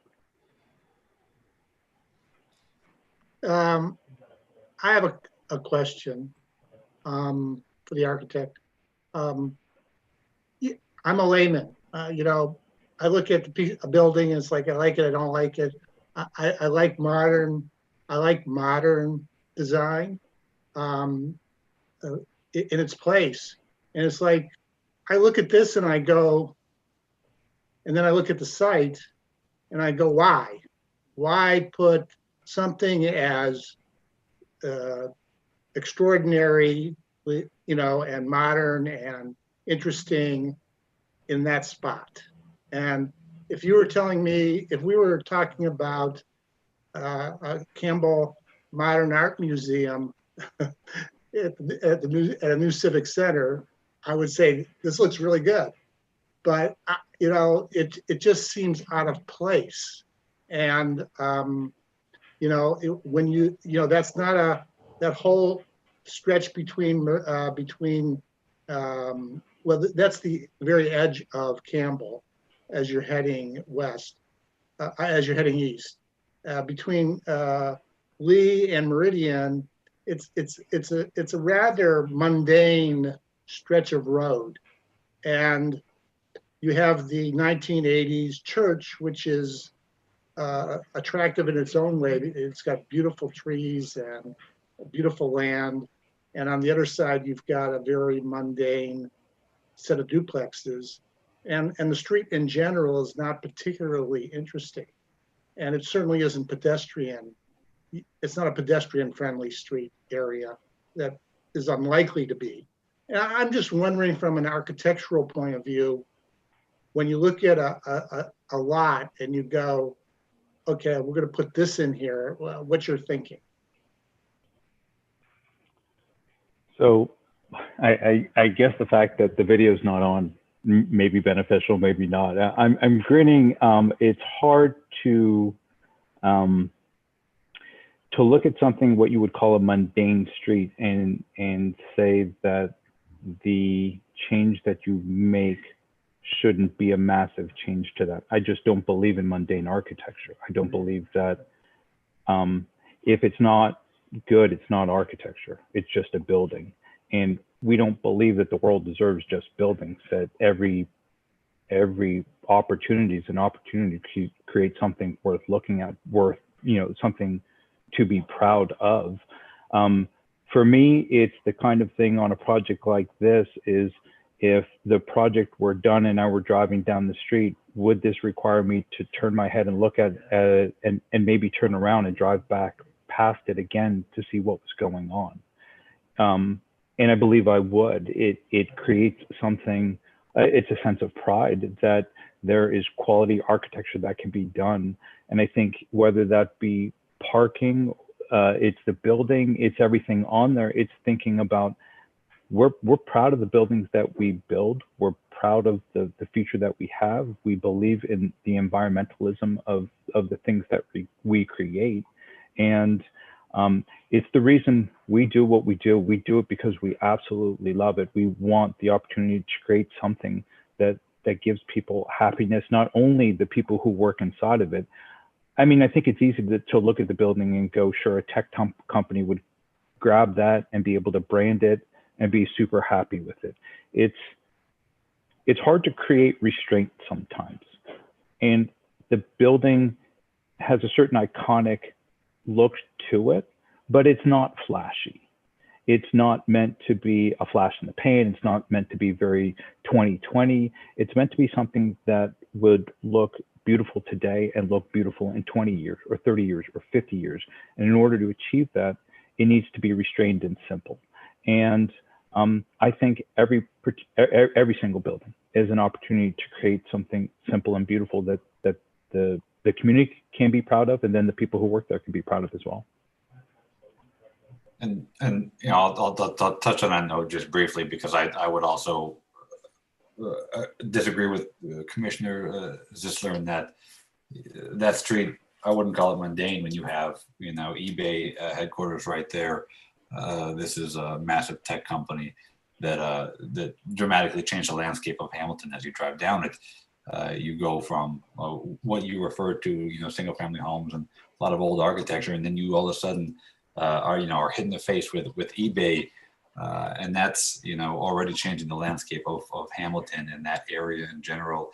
I do like the forward thinking that we have here with the applicant and what they're doing with their design, and they're having a little bit of fun. I do enjoy that. I appreciate that, and I'd agree that I like the change in landscape that we have, or at least we see here. So I definitely give credit to that. I think if I were to simply touch on, just because it's a talking point for a lot of people, there's so many different things we see with this that are being suggested or recommended by the applicant. A lot of that I agree with us trying to continue to work with you on, because I do see that as forward thinking, just because it's not how it was built 50 years ago doesn't mean it's not how we should build now. So I appreciate that and the work we'll be doing in the future together. I guess, David, I'll ask a question just right on that same topic. While we're at it, I'll put it maybe a little bit of a different way, and I understand Commissioner Zisser and Colville both make good points, but I guess the question, to phrase it a little differently, is it's a striking design, very nice. But in that particular location, what made you think that was a good location? Or would this building, would you, given the same size, would you have put this same kind of design almost in any location? Not at all. So I think I say not at all because there were site factors that drove the design, and our personal approach is that that's a big reason behind any design is those things that surround it. This site in particular needs to address Hamilton, but it needs to address the fact that the main entry to the building for the employees, for the guests, for the clients, for everything is actually the backside. It's coming from the parking lot. So it's then there's a certain threshold you cross when you're leaving Hamilton and then coming onto the site, and how does the building frame your entry from a vehicular standpoint into the site. Again, a big one for us is the front facade faces north, so there will never be direct sunlight hitting the front of that building. It's only ambient light. So how do we keep that building, even in a modern flavor, being dynamic? And so that was, again, one of the reasons for the glass panels and the way that they're translucent, they're not transparent. And it's hard to tell in one of the renderings, but it's not a flat plane. They're actually staggered.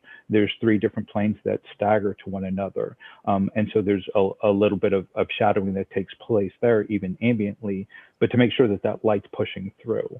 And that affected, the rear facade, and it affected how the amenity area was developed on the rooftop as well. So the site elements, and a lot of that was the fact that we knew that we could put something almost sculptural and iconic on there, and because of the beautiful trees that we've tried to capture in the renderings using the photo montage exist there.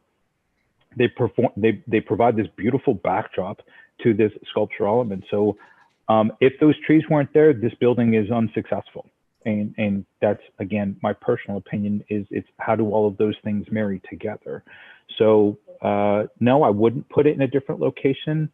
I'm maybe a little bit of a naive optimist sometimes, but I'm a believer that good design only propagates good design.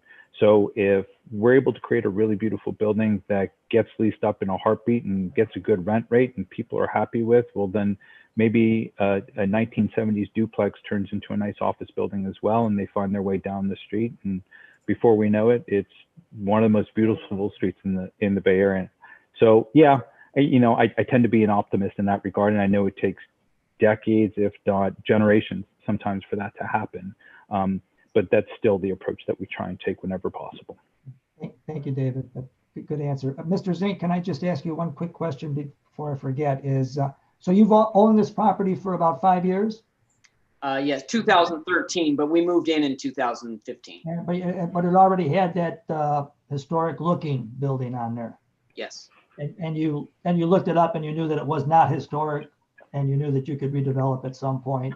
No, that's actually not true. Not true. Okay. When I bought this building, I went to the Historic Preservation Society meeting. I actually went down there and met with the people down there and talked with them, and they talked with me about the building, and they told me it was put on a list. And I actually assumed from the time I bought it, I assumed it was a historically preserved building, that at least the facade would have to remain the same. And I didn't care at the time because I'm a small law office. This is the perfect size for me. What's happening is my work dynamic is changing, and the way that I'm operating is changing to where I'm 100% working at home now, and it's workable. And so I've just decided that at this point in time, it makes sense for me to try to develop the property. And I didn't know what would happen. So we talked to the city, and I think it was Daniel with a previous architect said, you need to get a historical review done. And I said, okay, and I did it. Thank you. Any other questions for the applicants? So this is sort of a broad question, but about the style, I think there's a lot of concern about whether or not the building is historical, because the existing building there is very beautiful. It's ornamented, it's in a particular style.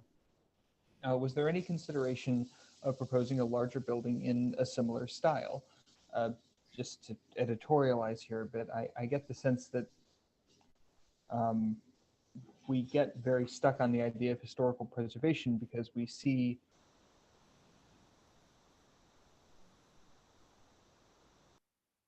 Lost you, Commissioner Bookbinder. Can't hear you. Can't hear. Oh, now you're frozen. Okay, there you go. Nope. Yeah. I'm not against a modern style for this, but I wonder if it was considered or there was a proposal to do something in a similar style. Like, is that possible? It wasn't a place that we started. I'd have to say, at a very basic architectural belief is that I don't do Victorian because I won't do Victorian the way that they did Victorian in 1880. And if you're going to do Victorian, that's how you do it. You don't go halfway, you go all the way. And I am a big lover of Victorian. I live in a 1924 craftsman home myself. It's just a belief that there's a way to do it right and there's a way to do it wrong, and to not do it the authentic way would be to do it wrong. And I don't see an 8,000 square foot folk Victorian office building fitting in so well here. It would feel too Disney to me to take that approach. Thank you for that's a very authentic answer. Thank you. Any more questions for the applicant? And if not, I guess with the workshop, we still have a public hearing, so we got to close the public hearing and bring it back to commission. And this is just a workshop, so I think, Daniel, that we just want to give our 2 cents to the applicant and kind of how we're leaning, sort of a thing. Correct. That's the idea. Yeah, so I can go ahead and start. So I first want to comment on the building design, and I have to say that you guys did a really fantastic job with the design. It's simple, but it's modern, and it's both of those things in really the best sense of those 2 words. I think the fact that it incorporates elements of sustainability is really important, and we need to be supporting, encouraging, and promoting more of that in our building design.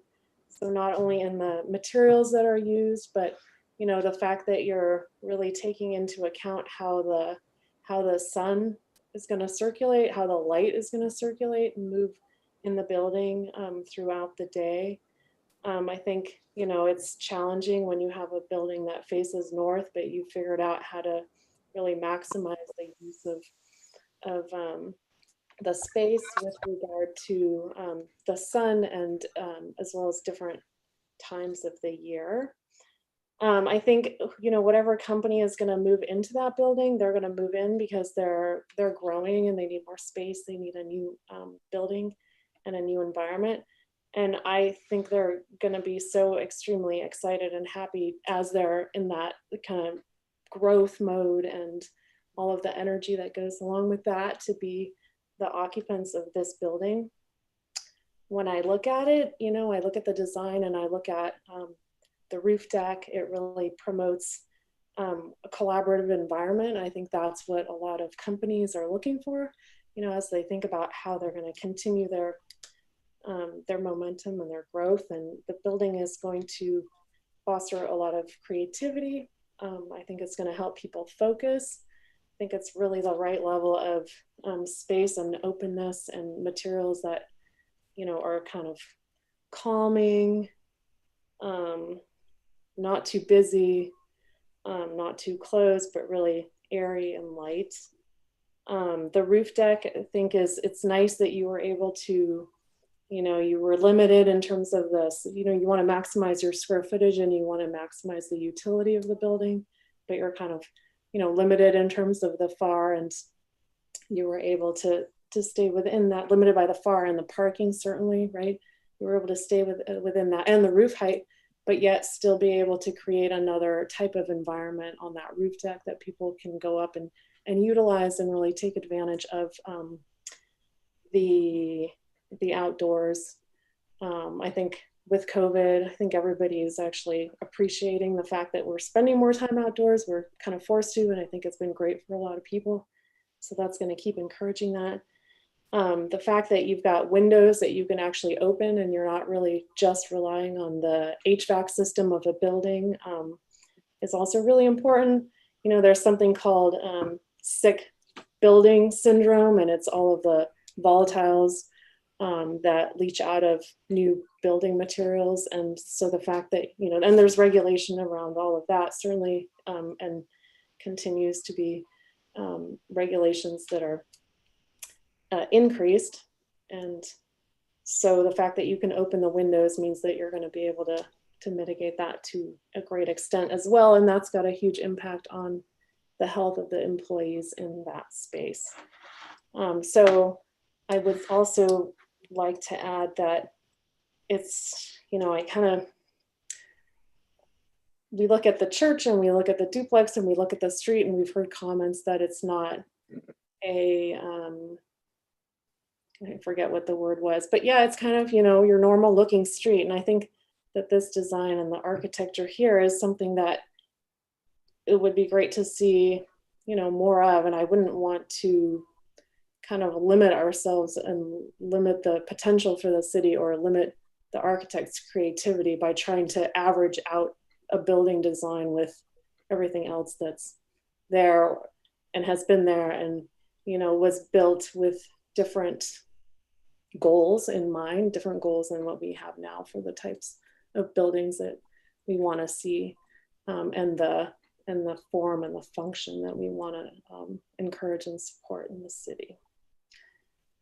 In terms of the parking, I don't really have any concerns about the tandem parking or the parking elevators. I hope that you get the agreement with the church to make that easier. But I think any way you want to go, I think people will be able to figure it out. I think that, their other option, they can't park on Hamilton, so they'd have to park far down the street and around the corner. I think people are going to figure out that it's faster for them to communicate and align and collaborate together on the parking rather than walk like 10 minutes down the street. So I don't have any concerns about that. So, and I like the fact that the stairwell is on the outside, kind of looking at all the renderings towards the back of the packet. That is also an element of the design that's going to help encourage the health and creativity, well-being, and focus of the people that are inhabiting it. They'll be able to use the stairs, and the whole building is really designed in such a way that you're using the rooftop, you're using the stairs on the outside, on the periphery, and so I think it's really congratulations on a really well thought through project.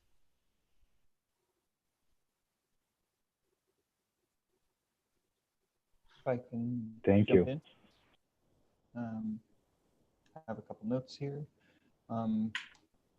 This is a subjective sense sort of thing here, but the design is sort of beautiful in the way the machine is beautiful, and that's not exactly wrong. And I appreciate everything that's been done with it, but I'm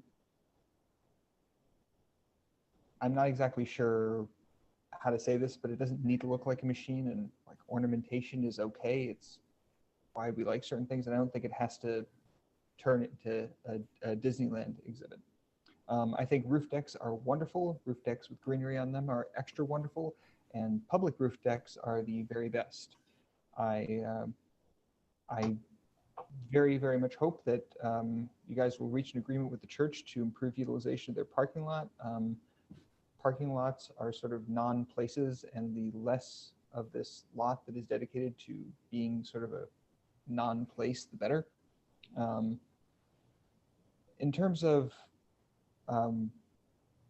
the street, the sidewalk on Hamilton, I have biked down there, I have walked down there. It's not exactly friendly. A nice entry plaza would be very nice, but I'm not sure how nice it can be when you're facing 6 lanes of highway speed traffic. It can be very nice to look at from a car. I'm just really not sure how you'd make it nice to. Oh. Lost you again, Commissioner Bookbinder.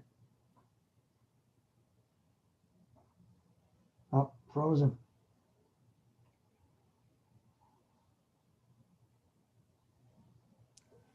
You're back, I think. You're back. How much did I miss? You're talking about the plaza being nice to look at from a car. But I don't know how nice it is to look at from being on foot. I'd also support allowing an FAR adjustment based on the amount of extra setback the city requires for the image street requirements.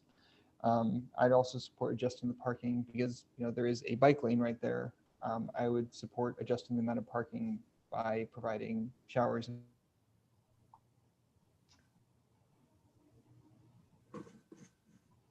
Gone again. Use a new camera. He's frozen too. Yeah, you're frozen. Oh, there you go. We lost you again. So since this is like an open meeting, and if we're allowed to talk, I suggest maybe we get Commissioner Adam a new camera. On my camera, it is. I'll chip in. I got your Christmas list covered. Combination of factors. Believe it or not, I work in IT in my day job. The only other thing I wanted to say is I'd support allowing an FAR adjustment based on the additional setback requirements. That's the only other thing I wanted to say. Those are my thoughts. Thank you. I'll go. I touched a little bit on it. I think the design is different, but it's appropriate for the site. I think the adjacent neighbors aren't the typical example of what we'd want to match. The church does have, a late 80s modern appeal, so it will be different, but it will have a similar, story to tell. I think the architect's explanation and depth of knowledge around his design show that it was well considered. I think it's appropriate. The layout, I hope the applicant and architect can sort out a link to the church. I work closely with staff on what's permissible, but I think that'd be great if you can take advantage as much as possible of the church's entry within your joint use agreement. And if for some reason that fails, the elevators seem okay. It ties in well, not directly from a visual point of view, but it ties in well with the modern style and use of materials. You can explain that the parking is taking advantage of new technology. And they're popping up all over the Bay Area, so I don't think it's that new, and it will be more common as more places densify. The privacy, I think the rooftop deck is amazing and should be celebrated from, the design perspective, and I think it's very useful. Gives you kind of bonus area for your future tenants.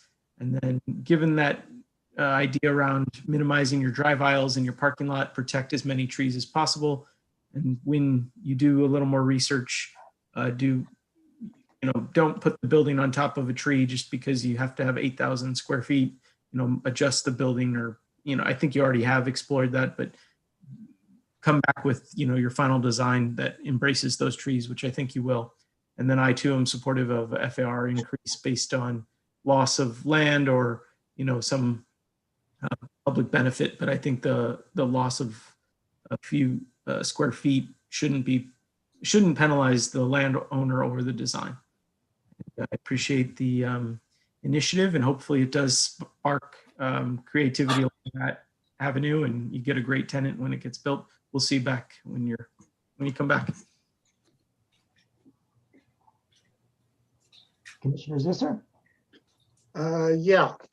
So a couple of things. First of all, I certainly wouldn't oppose the design simply because I don't necessarily think it's a perfect fit for that particular part that particular area. But you know, and as a modern design, it's very appealing.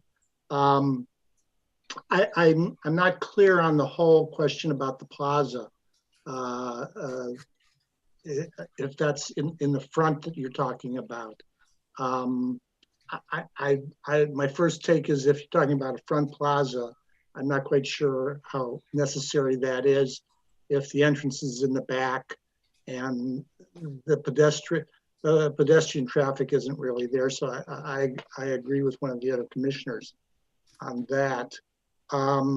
Regarding parking, I know very little about tandem parking. I've seen it. I don't know how it works.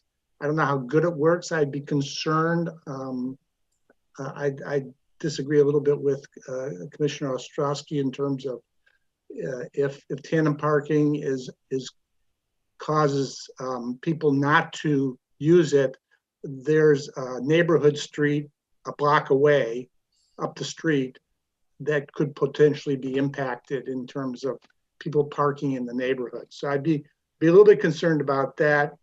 I don't know anything about vertical lifting parking. It sounds really expensive to me, but hopefully they can work out a deal with the church. There's a lot of parking there, and if they could work that out, that would be tremendous. And I would be, I don't really have a strong feeling about the roof deck one way or another. Sounds like a good idea to me, as long as it doesn't cause late evening noise for the neighbors.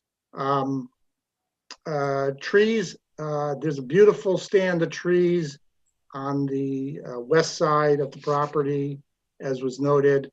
I would hope that we work really hard to keep that stand of trees. They're very large, mature, beautiful trees, and be a beautiful canopy. So I would encourage keeping the trees.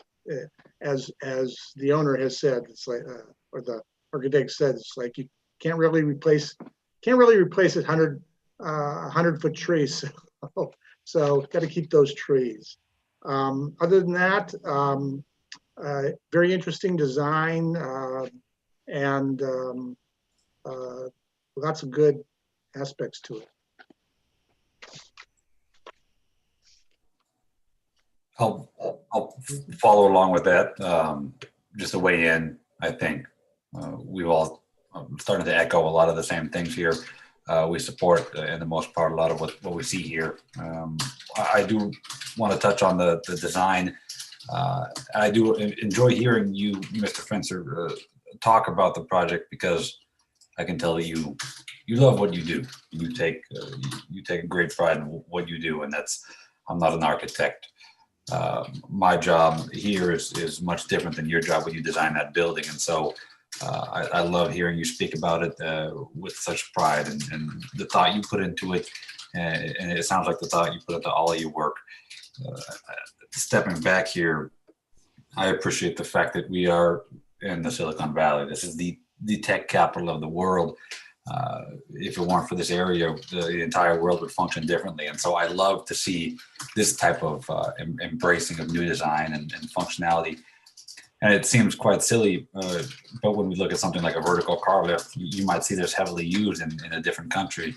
And then for us, it's like, gosh, it just seems like a foreign concept, similar to how people say, I wish we had a much better train system, subway system, right? There are so many things you say, gosh, this would be so cool. Why can't we do this? So I do support any type of alternative parking solution, including a vertical lift that would bring something new. And ideally, the entire goal, I think, would be to find such a great way to utilize space that you would then push other people to see the benefit, and then people can build on that idea and make it better and better and better. That is truly what we do here in the Silicon Valley. And so I like the idea of that. I do, of course, support the rooftop deck, because the open spaces, that's the direction that we're taking these types of facilities, and people enjoy and need that, especially after the people go back into the office. We'll see what happens, but giving them that space is going to be fantastic. So touching on those, I appreciate what you do, the consideration of the area you're in. And I'll definitely look forward to working with you as we move forward. Thank you, Commissioner Golden. Well, I'll give my 2 cents. And I'm not going to repeat what everybody said, or I'll just reiterate that I on the main question on the design, it really grows up. The more I looked at it, I really like it. I really like it. But in that location, I got to say, in Daniel's presentation, he had the one view back a ways when you could see the whole street, and just picturing this building in that location, I have to get used to it a little bit. It is a little bit jarring. I do think when you think of Hamilton, it really, and that section of Hamilton, which is it is a different type of section of Hamilton. And it's trees that really make it, it's actually pretty nice. It's got a nice feel to it because of the trees. So I like the fact that you're going to save the trees as much as possible. I think everybody would like the building that's there now. If you can work something with the church and save that building, it's gorgeous. I don't know what makes it not historical. I'm sure there's some very good reasons, but what a beautiful building. I mean, God knows we need more of those kind of buildings. So really hope you can save that, and I hope you can do the deal with the parking. Makes all the difference. I think a little tandem parking in the back, if it's modest amount, would work fine. I don't think you need the fancy lifts. I got a feeling that would just get to be too expensive for a project of this size. I don't think we'd have to go to there. And then if everybody's parking in the rear and kind of coming in the back way, maybe the front, the Hamilton entry plaza is not as important. That's a tough issue. The rooftop deck is great. There could be an issue with some of the neighbors on the noise, so it might have to be a time kind of a thing there. But, I think there's really a lot of really interesting things here. And I do hope that you can just save the building and do the parking thing with the church. That would make this so much smoother. And, if you do come back with this design, if you could do some drawings or some renderings that kind of show it in its location with its neighbors there a little bit, I think that would help, at least help me kind of wrap my head around it a little bit. So it's my 2 cents. Who's next? I can just throw in just to riff off something that Commissioner Cray said. There's a particular office building on the west side of Bascom, and I'm blanking on exactly where it is. And I remember walking there and being so confused because there was no way to walk in from the front. The parking lot was in the back. You could only enter from the parking lot. Like I tried to walk there and it was like, no, you cannot walk here. You need to drive here.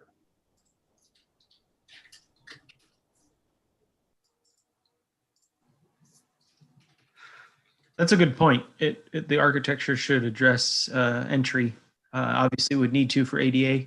Commissioner, we lost a little bit of the tail end of your discussion, but I was piling on with the need for that identifiable entry, pedestrian access, and celebrate the people. Although the plaza might be interesting, I'm not sure that's the celebrated entry. I would like there to be a pedestrian entry. The complaint I had was that I had been to a building where I walked to the front of it and there was no way in, that it was sort of like a fake facade. You had to drive there. Commissioner Ching? Yes, thank you. So I'll go through the points fairly quickly. Relocating the existing listed or non-listed property and an entry agreement with the neighbouring church would be great. The parking requirements, I'd be happy with relaxed parking. I'm fully in favour of encouraging alternative ways to get around and using the car all the time. My whole country is the UK, where the cities there actually go out of their way to have substandard parking to encourage it, right? So office buildings will have half the actual parking that used to be required. And that was to get people into buses and into trains and on scooters and things. So, that's my viewpoint. I think I'd be in support of relaxed parking. The lifts is always an interesting thing. Again, my old country used to use that quite a lot. In fact, I think that was one of the photos in the thing was a British car. So I think that's an interesting thing to explore. So on the design, basically, I'll type of echo, Vice Chair Ostrowski's comments. I think it's great design. She went into a load of detail on there, which I agree. In relation and context to the street, I think that part, Commissioner Zisser has been kind when he said, I think he called it mundane. I think it's brutal, that part, because I live around the corner, I run down that road. There's no shade, really average building, especially on the other side. And you start with leadership, right? And I think this is the opportunity to do some building and architectural leadership with that, with this design. So I really think it's a nice design. The only thing that gives me pain is the potential loss of trees. I think the existing building there with the trees out the front, that clump of 3 or 4 trees, is one of the few bright spots down that street, right? And to lose those would give me considerable heartburn. But I think, given the talents of the architect team we have here, I feel very hopeful that they could keep those trees and incorporate them sensitively into this very nice, this wonderful design. So thank you. That's my comments. I think we've all weighed in. Do we have enough info there, Daniel, do you think, or? Yeah, sounds like that's very productive feedback for the applicant. Okay, then I guess we'll see where you guys go from here. So wish you guys luck with the project. Thank you all very much. This was an interesting, informative, and enjoyable meeting. As late as it is, I don't know how you guys do it all the time. Exactly. Thank you all very, very much. Really appreciate it. Thank you for all your work, all your efforts. All right. So at this part of the meeting, it's the Community Development Director's report. Is there a report, Mr. Kermoyan? Yes, Director, Chair Cray, I have about 20 minutes for my report. No, just kidding. I have nothing to add. It's a very late night, so thank you very much. I did have a question. Any questions? Okay. I'm sorry to be that guy. But I watched the Objective Standards kickoff meeting, and I don't quite understand. We're redoing our standards to be objective. How does that interact with the updates we're going to be doing for the general plan? Are we going to update our standards and then update them again the following year? Yeah, so it's always a sequencing thing. So we have an existing